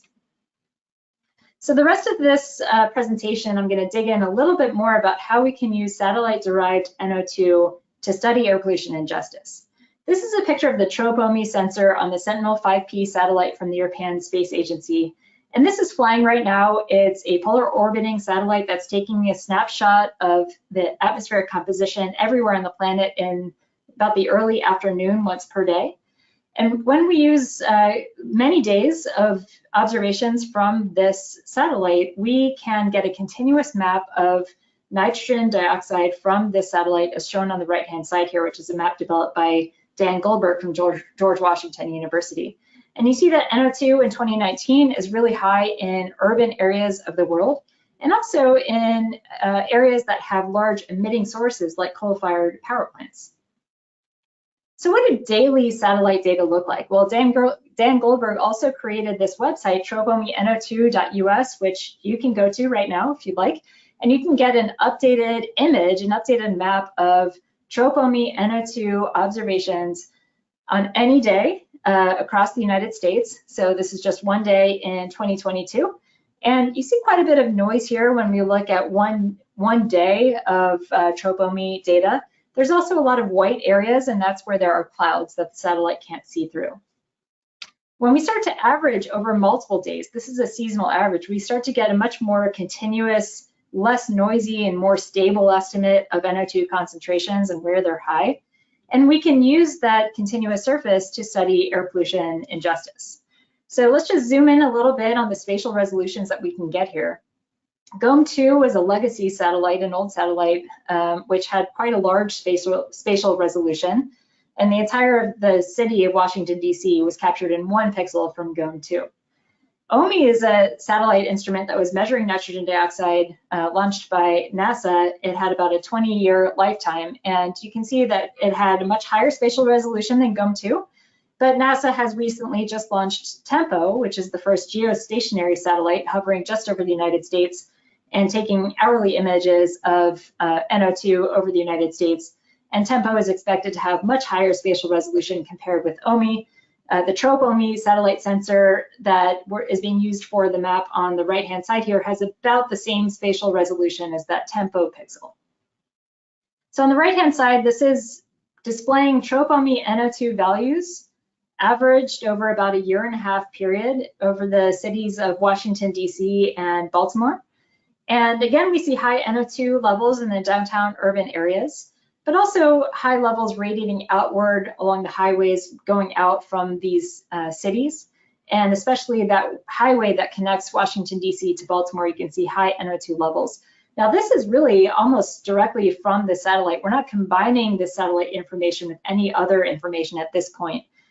So this is really incredible that the satellite can see not just this urban pollution signal, but even the signal from dense highway traffic of trucks and vehicles traveling between these two cities.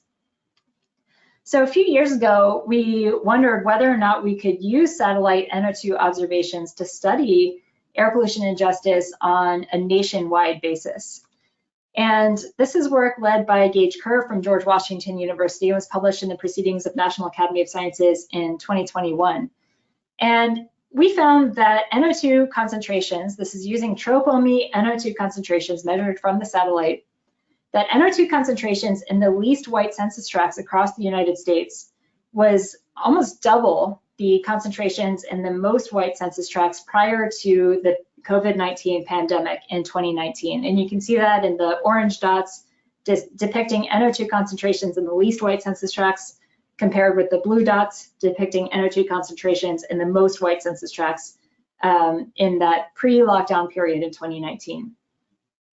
During 2020, during the 2020 lockdowns, about 50% of passenger vehicle traffic came off the roads. And we saw both the orange dots and the blue dots shift left, indicating that NO2 concentrations dropped for both the least white census tracts and the most white census tracts. And yet, we saw that the orange dots during the 2020 lockdown were still higher than the blue dots in 2019, indicating that even about a 50% drop in passenger vehicle traffic was not enough to eliminate those disparities in NO2 pollution. So the pandemic reduced, but did not eliminate NO2 disparities of major urban areas in the United States. And you can look at the major urban areas listed here: New York, Los Angeles, Chicago, Dallas, Houston, and Washington. We see similar results for all of these urban areas. We try to dig in a little bit and understand what are the emission sources that were contributing to the air pollution injustice. And we found that the proximity of highways and diesel traffic in minoritized communities were a key driver of NO2 disparities. Now, we wanted to take this a step further because it's not just concentrations that we're dealing with when it comes to air pollution injustice. It's also the susceptibility of the populations. People have differential access to high quality healthcare. They have much different rates of cardiovascular disease and respiratory disease, which makes them more susceptible to air pollution. There's a variety of other social determinants of health that are driving the how a community responds to levels of air pollution. So we want to account not just for the concentrations, but also for the health risks when it comes to exposure to those concentrations. So in this study, we were estimating PM 2.5 attributable premature deaths per 100,000 people on the left-hand side here, and then NO2 attributable pediatric asthma cases per 100,000 on the right-hand side.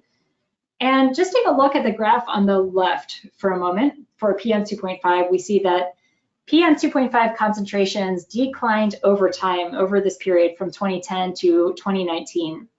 And that's in response to our very successful Clean Air Act and the regulations that go along with it.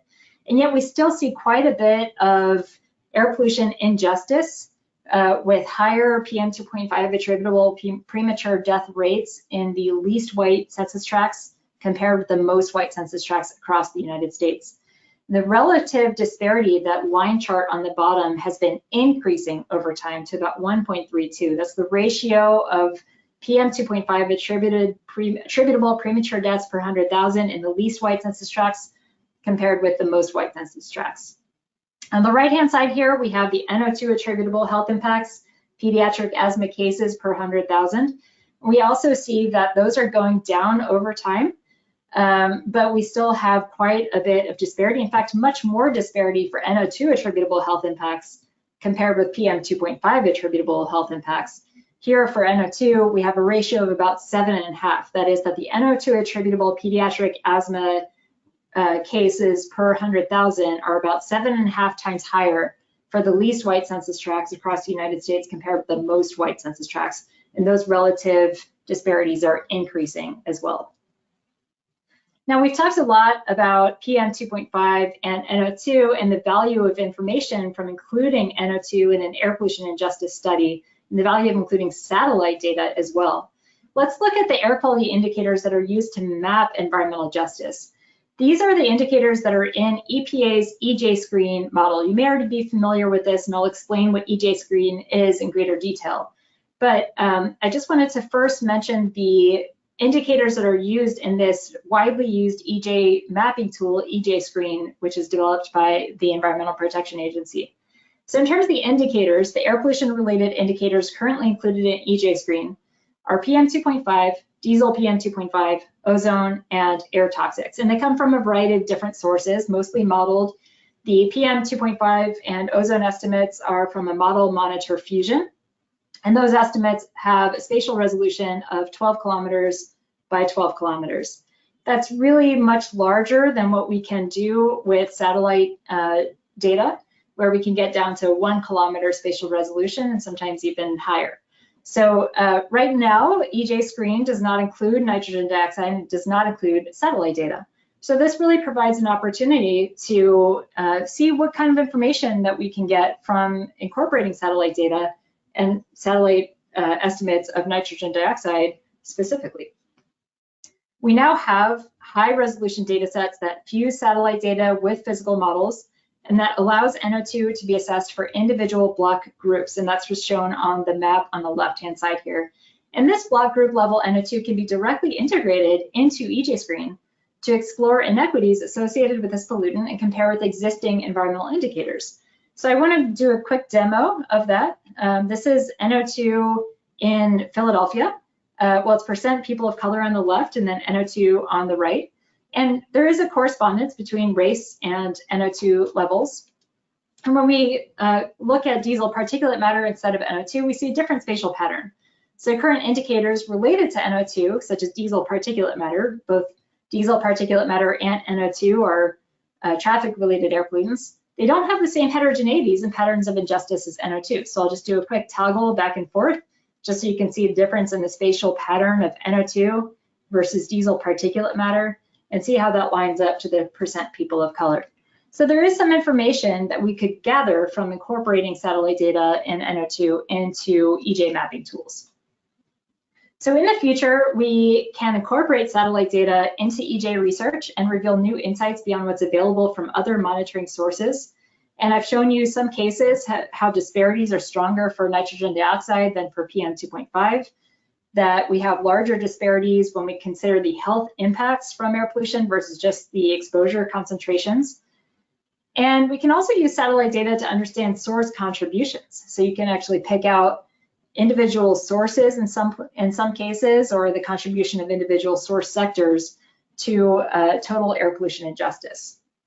There's really an opportunity here to enhance information in EJ screening tools and in EJ research and further advance knowledge and tracking by combining information from multiple sources. Imagine if you were able to combine information from satellites and from models and from monitors, you'd be able to leverage the strengths of all of these.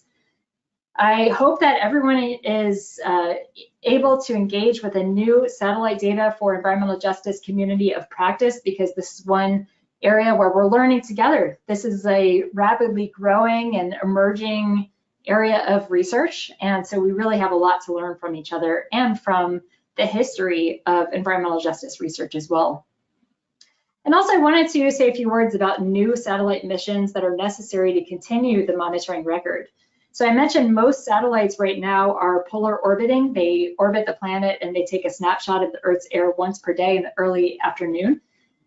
NASA just launched TEMPO, which is a geostationary satellite that will hover over the United States as the world spins and take hourly measurements during the entire daytime.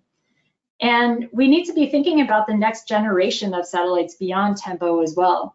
NOAA is hard at work developing the next generation of an atmospheric composition satellite that they call GeoXO. And it's important for us to be supporting this satellite so that we can ensure that the satellite record continues and we have the information that we need to track and address air pollution injustice. How can satellite data be used in environmental justice applications? I challenge all of you to think about what are the environmental justice questions that you are posing in your work, whether you're in research, whether you're in practice, in policy, in action. What are the questions that you have, and how can satellite data be used to address those applications? Here I've just given a few examples, but this is really just scratching the surface. Satellite data can improve information and environmental justice mapping tools. It can be used to identify disadvantaged communities, like the way that the Climate and Economic Justice Screening Tool does for the Biden administration's Justice 40 initiative. It can be used to characterize disproportionate environmental burdens and associated health risks, and to discover associations between environmental health risk factors and health outcomes, maybe that we didn't even know before. Satellite data can be used to understand contributions of different emission sectors and sources to environmental injustice, and to identify and address local polluting sources. In some cases, you can actually use satellite data to track air pollution from emerging industries, oil and gas development, transportation related to e-commerce, warehousing, and goods movement. We can use satellite data to observe how NO2 concentrations are changing in areas where these industries are operating. And we can also use satellite data, very importantly, to evaluate emissions and concentration estimates from other sources, like from models that are used in regulatory contexts. So this is really, again, just scratching the surface. What else can you use satellite data for in your work to advance environmental justice? I've mentioned the EJ Screen tool. EJ Screen is the Environmental Protection Agency's environmental justice mapping and screening tool. It provides demographic, socioeconomic, and environmental information for any region of choice across the United States.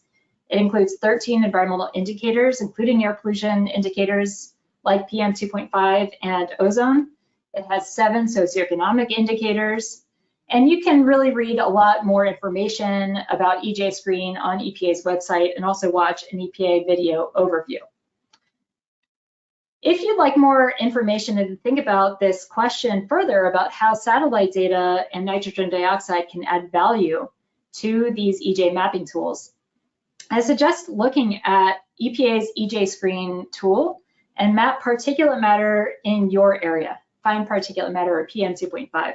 So this is a map of PM 2.5 in Prince George's County, Maryland, where NASA Goddard Space Flight Center is located. And you can see quite a bit of heterogeneity in PM 2.5. Just go to this website, load up PM 2.5 in your area, and think about what are some strengths and weaknesses of the tool and the data it uses to characterize PM 2.5? And how might satellite data provide additional information about air pollution and justice? It's not a required homework exercise, but just if you'd like more information, I think it's a useful approach to thinking about how satellite data can advance your work and your understanding of air pollution and justice. In part 3, we'll learn how to incorporate satellite-derived air pollution datasets into EJ Screen. Thank you, Susan. Before closing out today's training, I'd like to briefly summarize some key points. Today, we've seen many examples of how satellite data have been used to investigate issues of environmental justice across a wide range of topics, including exposure to air pollution, access to green space, exposure to extreme temperatures, either heat or cold, access to water or susceptibility to droughts, and exposure to nighttime light pollution. Hopefully, this has given you an idea of the diversity of potential applications of satellite data in identifying and addressing environmental justice issues. In general, by combining different satellite datasets and appropriate socioeconomic information, we can identify potential disparities in exposure to various environmental hazards based on social and economic categories.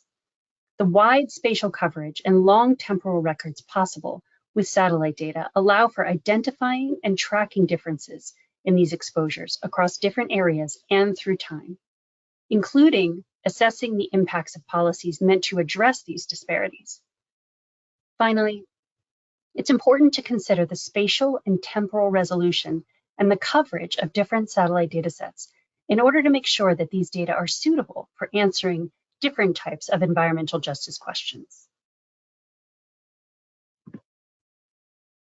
Looking forward to part 2 of this training, which will take place in the same time next week, we'll be taking a more in-depth look at the remote sensing of air quality.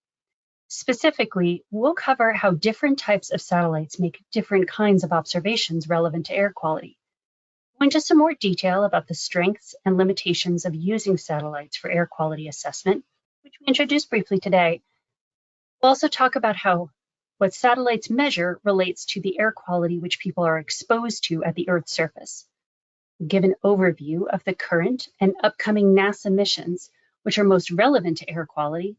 And finally, walk through some of the free online NASA resources which exist to help you find, access, download, and analyze different types of remote sensing data, which could be relevant to your air quality and environmental justice work. Between now and then, we'd like to encourage attendees to sign up for the NASA Health and Air Quality Community Forum, which is shown on the slide here. This is a community forum where people working on the use of satellite data for health and air quality applications can share their ideas and ask experts, including HeyCast members, for help. We've created a topic on this forum specifically related to the use of satellite data for environmental justice, as well as a subtopic specific to this training. Inside that topic, one of our trainers, Carl Mailings, who will present next week, has started a thread for participants of the training to introduce themselves and connect with each other.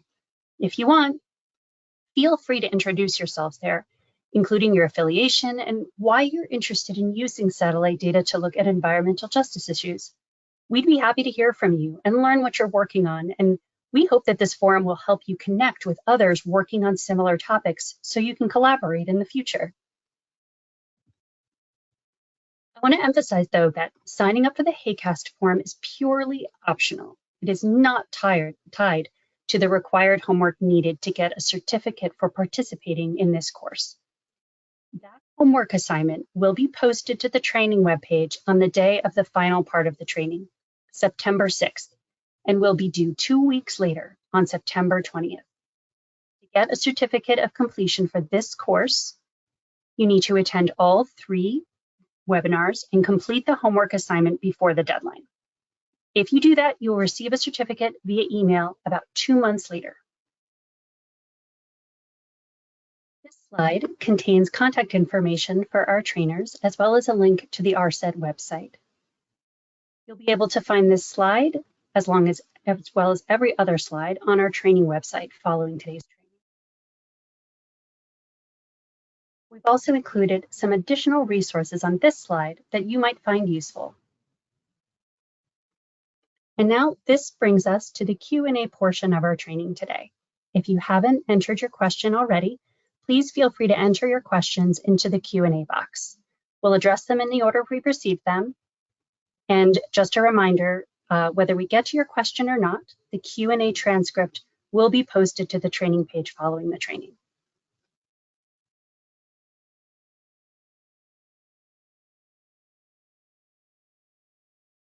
Okay, so we're going to take these questions one by one. We've got a number of our guest presenters here. I will kind of go through the questions, read them out loud. Please feel free to interrupt me, add any additional thoughts. If you've been the one to write the answer to the question, please feel free to unmute and speak to it. Our audience would probably love to hear from you. So the first question, are there more opportunities to join environmental justice activities via the NASA Finest proposal call? Absolutely, the Finest proposal call is issued every year. I will point out that it is divided between not just earth science, but also astrophysics, heliophysics, planetary science, and biological and physical sciences. And if you'd like to read more about it, you can access all the information through the NASA Inspire site. We've included the link there. Question 2, how are the poorly data covered regions analyzed? What is the resolution of the data? We've covered a lot of data over the course of today's presentation. In general, regions that are poorly covered by traditional ground monitors can be analyzed using direct or indirect satellite data at different resolutions. We've covered observations that have resolution as high as 1 kilometer, all the way up to tens of kilometers. In the case of sensors like Trobomi, those are going to have spatial resolutions of 3.5 by 5, it says 5.2, but I think it's 5.5 kilometers. There are also developed data sets such as surface NO2 or surface PM 2.5 that go as high as 1 kilometer.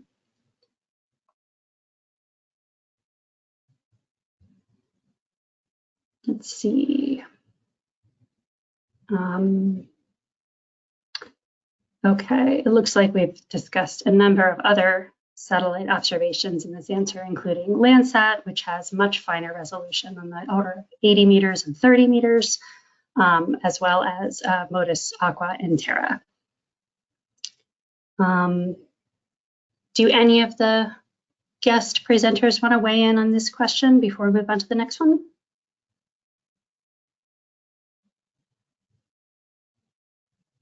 Okay, we'll go on to the next question. Where can I find data on light at night? So there is a website describing the data at NASA Earth Data. There's what's called a backgrounder, which gives information about the data itself and how to download it. And we have also actually had an ARSET training on accessing the light at night, the black marble night lights data. And we've included the link here, and we can put that in the chat, I believe.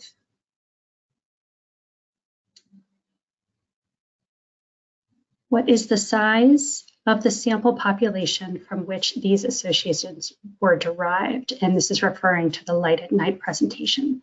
I don't believe we have Xiao on the line, so we can follow up with her about this specific question, unless one of our other guest presenters might know.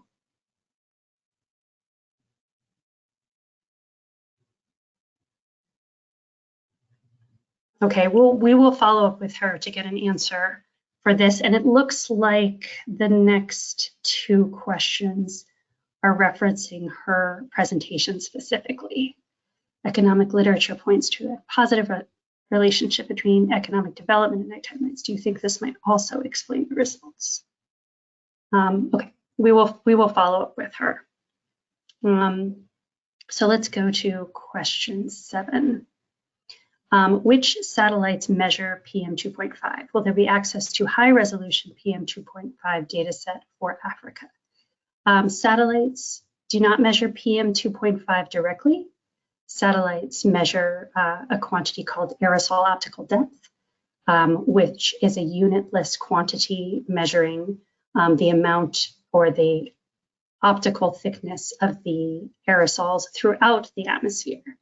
Through the use of other analysis techniques, surface PM 2.5 can derive.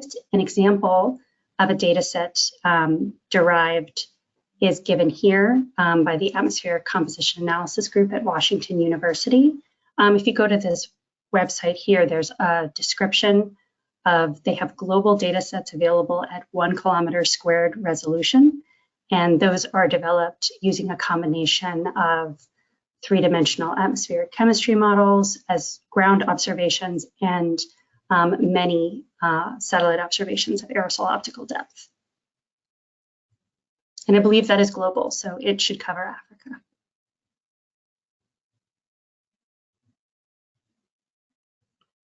Question 8, a broad question for all of the presenters. Can you explain more about your decision on choosing the particular satellite data or product that you ended up using? Pros and cons versus other data sets, and a secondary thought that nobody seems to be using geostationary. Love to open it up to some of our guest presenters. If you'd like to speak to why you chose a particular satellite data set over another.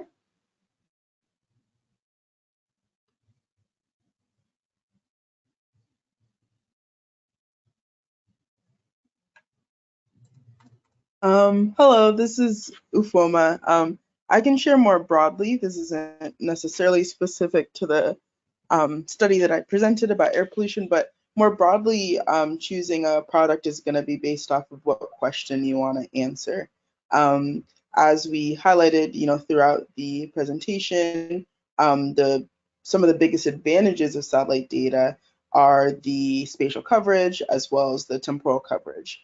And so often you might be choosing a data set because it covers a particular region or because of the temporal archive that it offers to answer a question that you might have, such as something about time series analysis.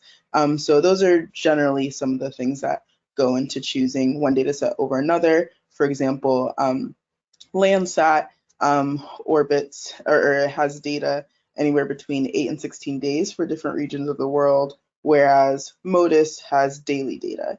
And so if your research question is something that needs to be looked at on a daily resolution, then you can't use Landsat. Thanks. And we're going to be talking a little bit more specifics in the context of air quality observations in part 2 of this training in 1 week. Okay, question 9. Equity and environmental justice are often associated with race or the poor. However, many households are asset limited, income constrained, employed. Alice. They are above poverty level but struggle to pay the bills. These are the working poor. Is anyone looking at environmental justice issues for Alice populations? Would any of our panelists like to weigh in on any studies they might know, or maybe they not know, potentially Tanya or Foma?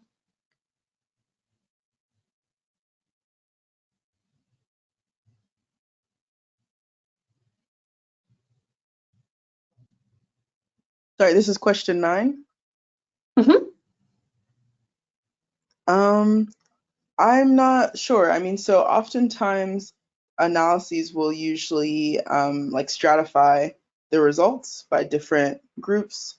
So you can see the results for not just the bottom, bottom portion of an income group or a different type of characteristic, but you can also see the results for the folks in the middle. So some analyses will stratify for different ranges of groups, and that can be seen. But in publications, I guess, yeah, people tend to focus on emphasizing the extremes. Mm-hmm. Yeah, I can add on a little bit here. This is Daniel speaking.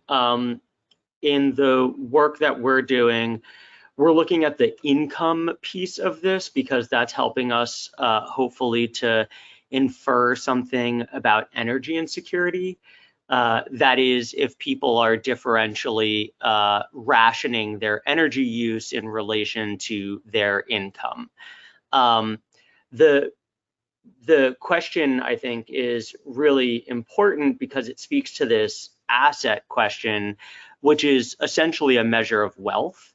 And it is something that has been studied in the United States, that some of that wealth disparities are some of the most important potentially to be thinking about with regard to health.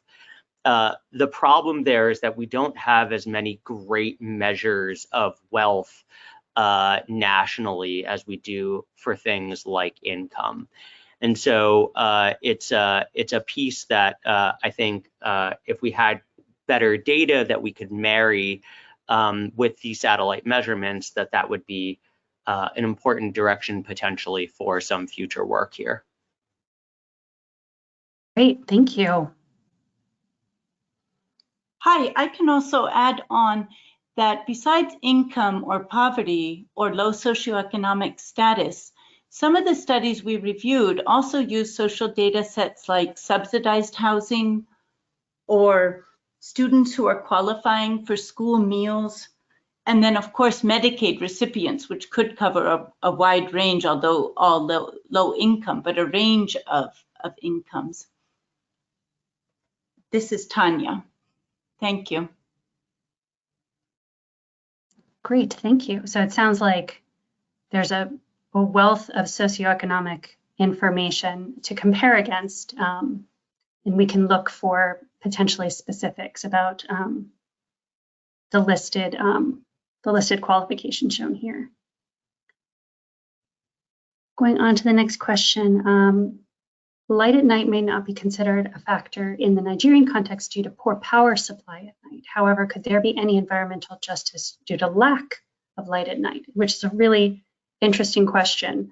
I am not aware of any studies, but absolutely, I'm assuming lack of access to electricity could be investigated using that data. No lights at night have been used to analyze lack of electricity following disasters as well. Question 11 is asking for the full citation by Dr. Carrion, and it is listed here. Question 12, how could this data gap improve in an investigation where I use satellite images and due to cloud cover in mountainous areas, I have very few valid satellite data, for instance, AOD. Absolutely, clouds are absolutely a limitation of satellite data. Often by spatial or temporal averaging, we can overcome the lack of clouds.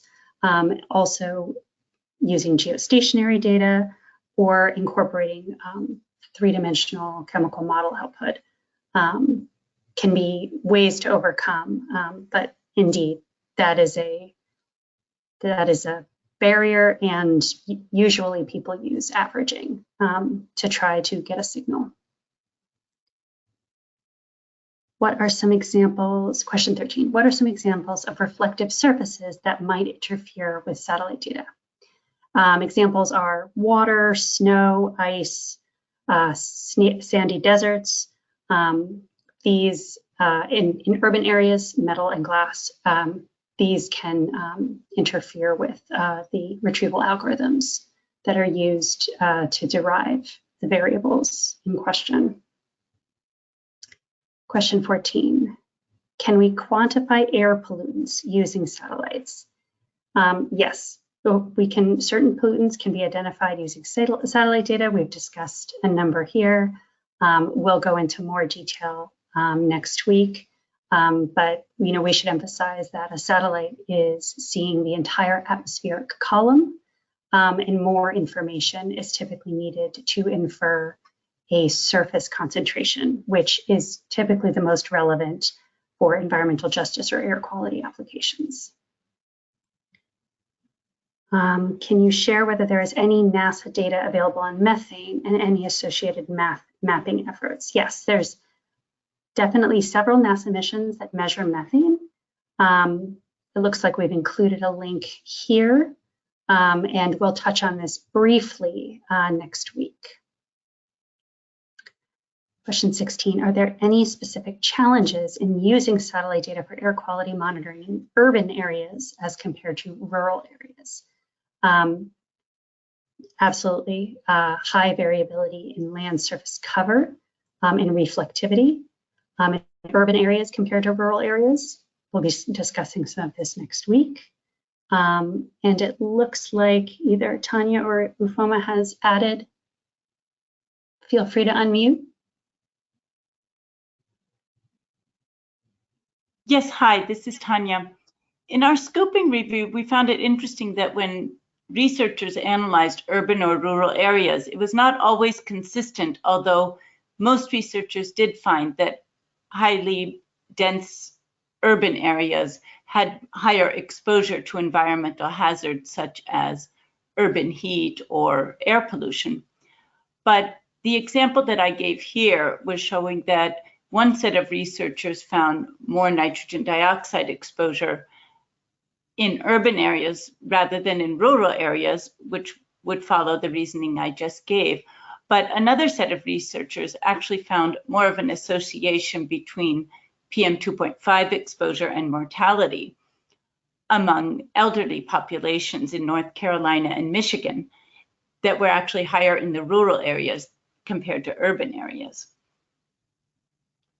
That's very interesting, and might speak to a little bit of what Susan touched on with the spatial, the high gradients seen in something like NO2 versus the more regional PM2.5 spatial variability.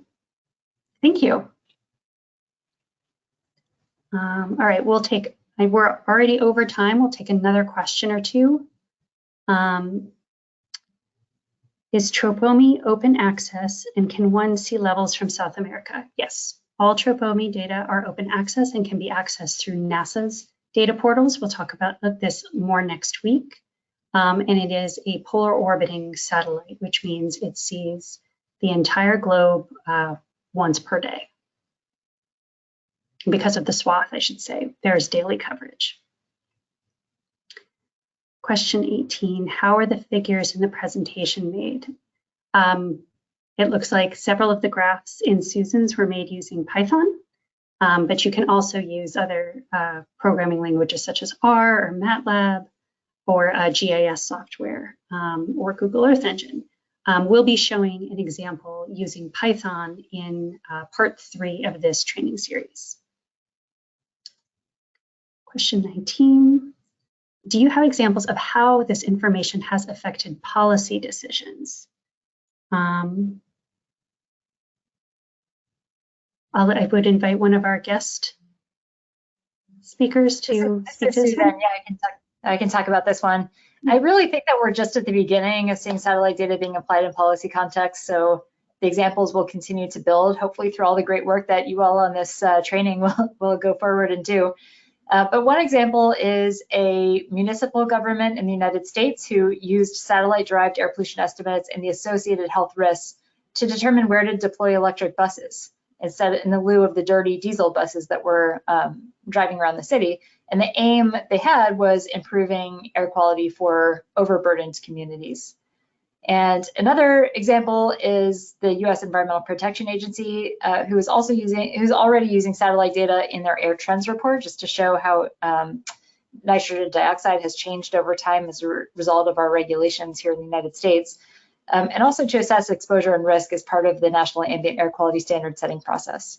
But I really encourage everybody, if you have other examples, consider posting them in this community forum, because this is the idea of building a community around satellite data for environmental justice. We can share lessons learned from our own experiences, the challenges and opportunities, so that we can really pave the way for others to use satellite data to advance environmental protections. Hi, this is Tanya.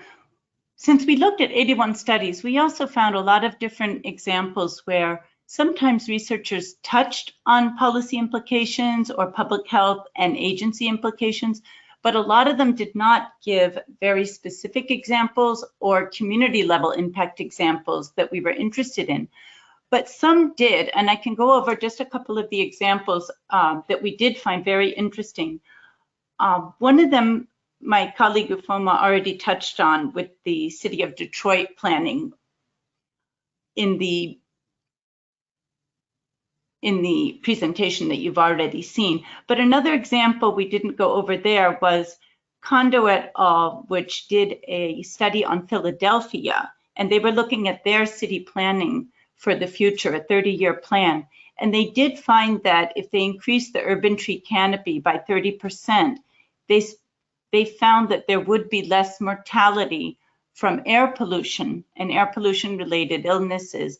And those areas that would be affected would be those of lower socioeconomic status, including African Americans. The policy implications that we were really looking at too were for urban planning, even for community planning, for interventions that can take place at the ground level, especially land use planning. And we find that the communities, now that there are more user-friendly applications of satellite data, community organizations and nonprofits could eventually be linking with public health departments or with policy level actors to use satellite data more to be able to actually go out to the sites which are found to have more environmental hazards and try to mitigate them. For example, by putting more ground monitoring, if that is necessary for air pollution monitoring and air quality, or by planting more trees of different species.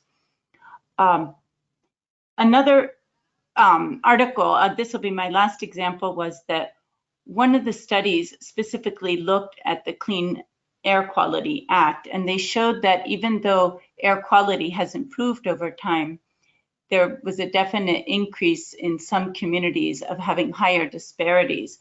So the satellite data can be used as an objective evidence. It's important that different actors at community levels and public health levels and academia and science teams come together to encourage agents and agencies like the Environmental Protection Agency to use more satellite data in their screening tools or to advance public health efforts which incorporate some level of satellite data, always combined, of course, with socioeconomic and demographic data in order to have an environmental justice impact. Thank you. Thank you.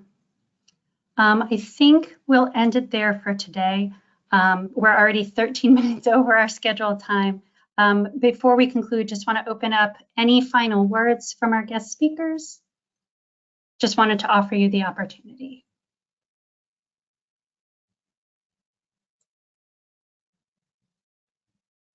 Okay, if not, I will thank everyone so much for their amazing presentations. Thank you so much for your valuable contributions to this training. Please join us next week where we will take a deeper dive into satellite observations relevant for air quality. Thank you to the behind the scenes ARSET team, Brock Blevins, Natasha Johnson-Griffin, Selwyn Hudson-O'Doy, Carl Mailings, Sarah Strode, and Sarah Cutchell for their assistance with this training, and we hope to see you next week. Thank you again for joining us today.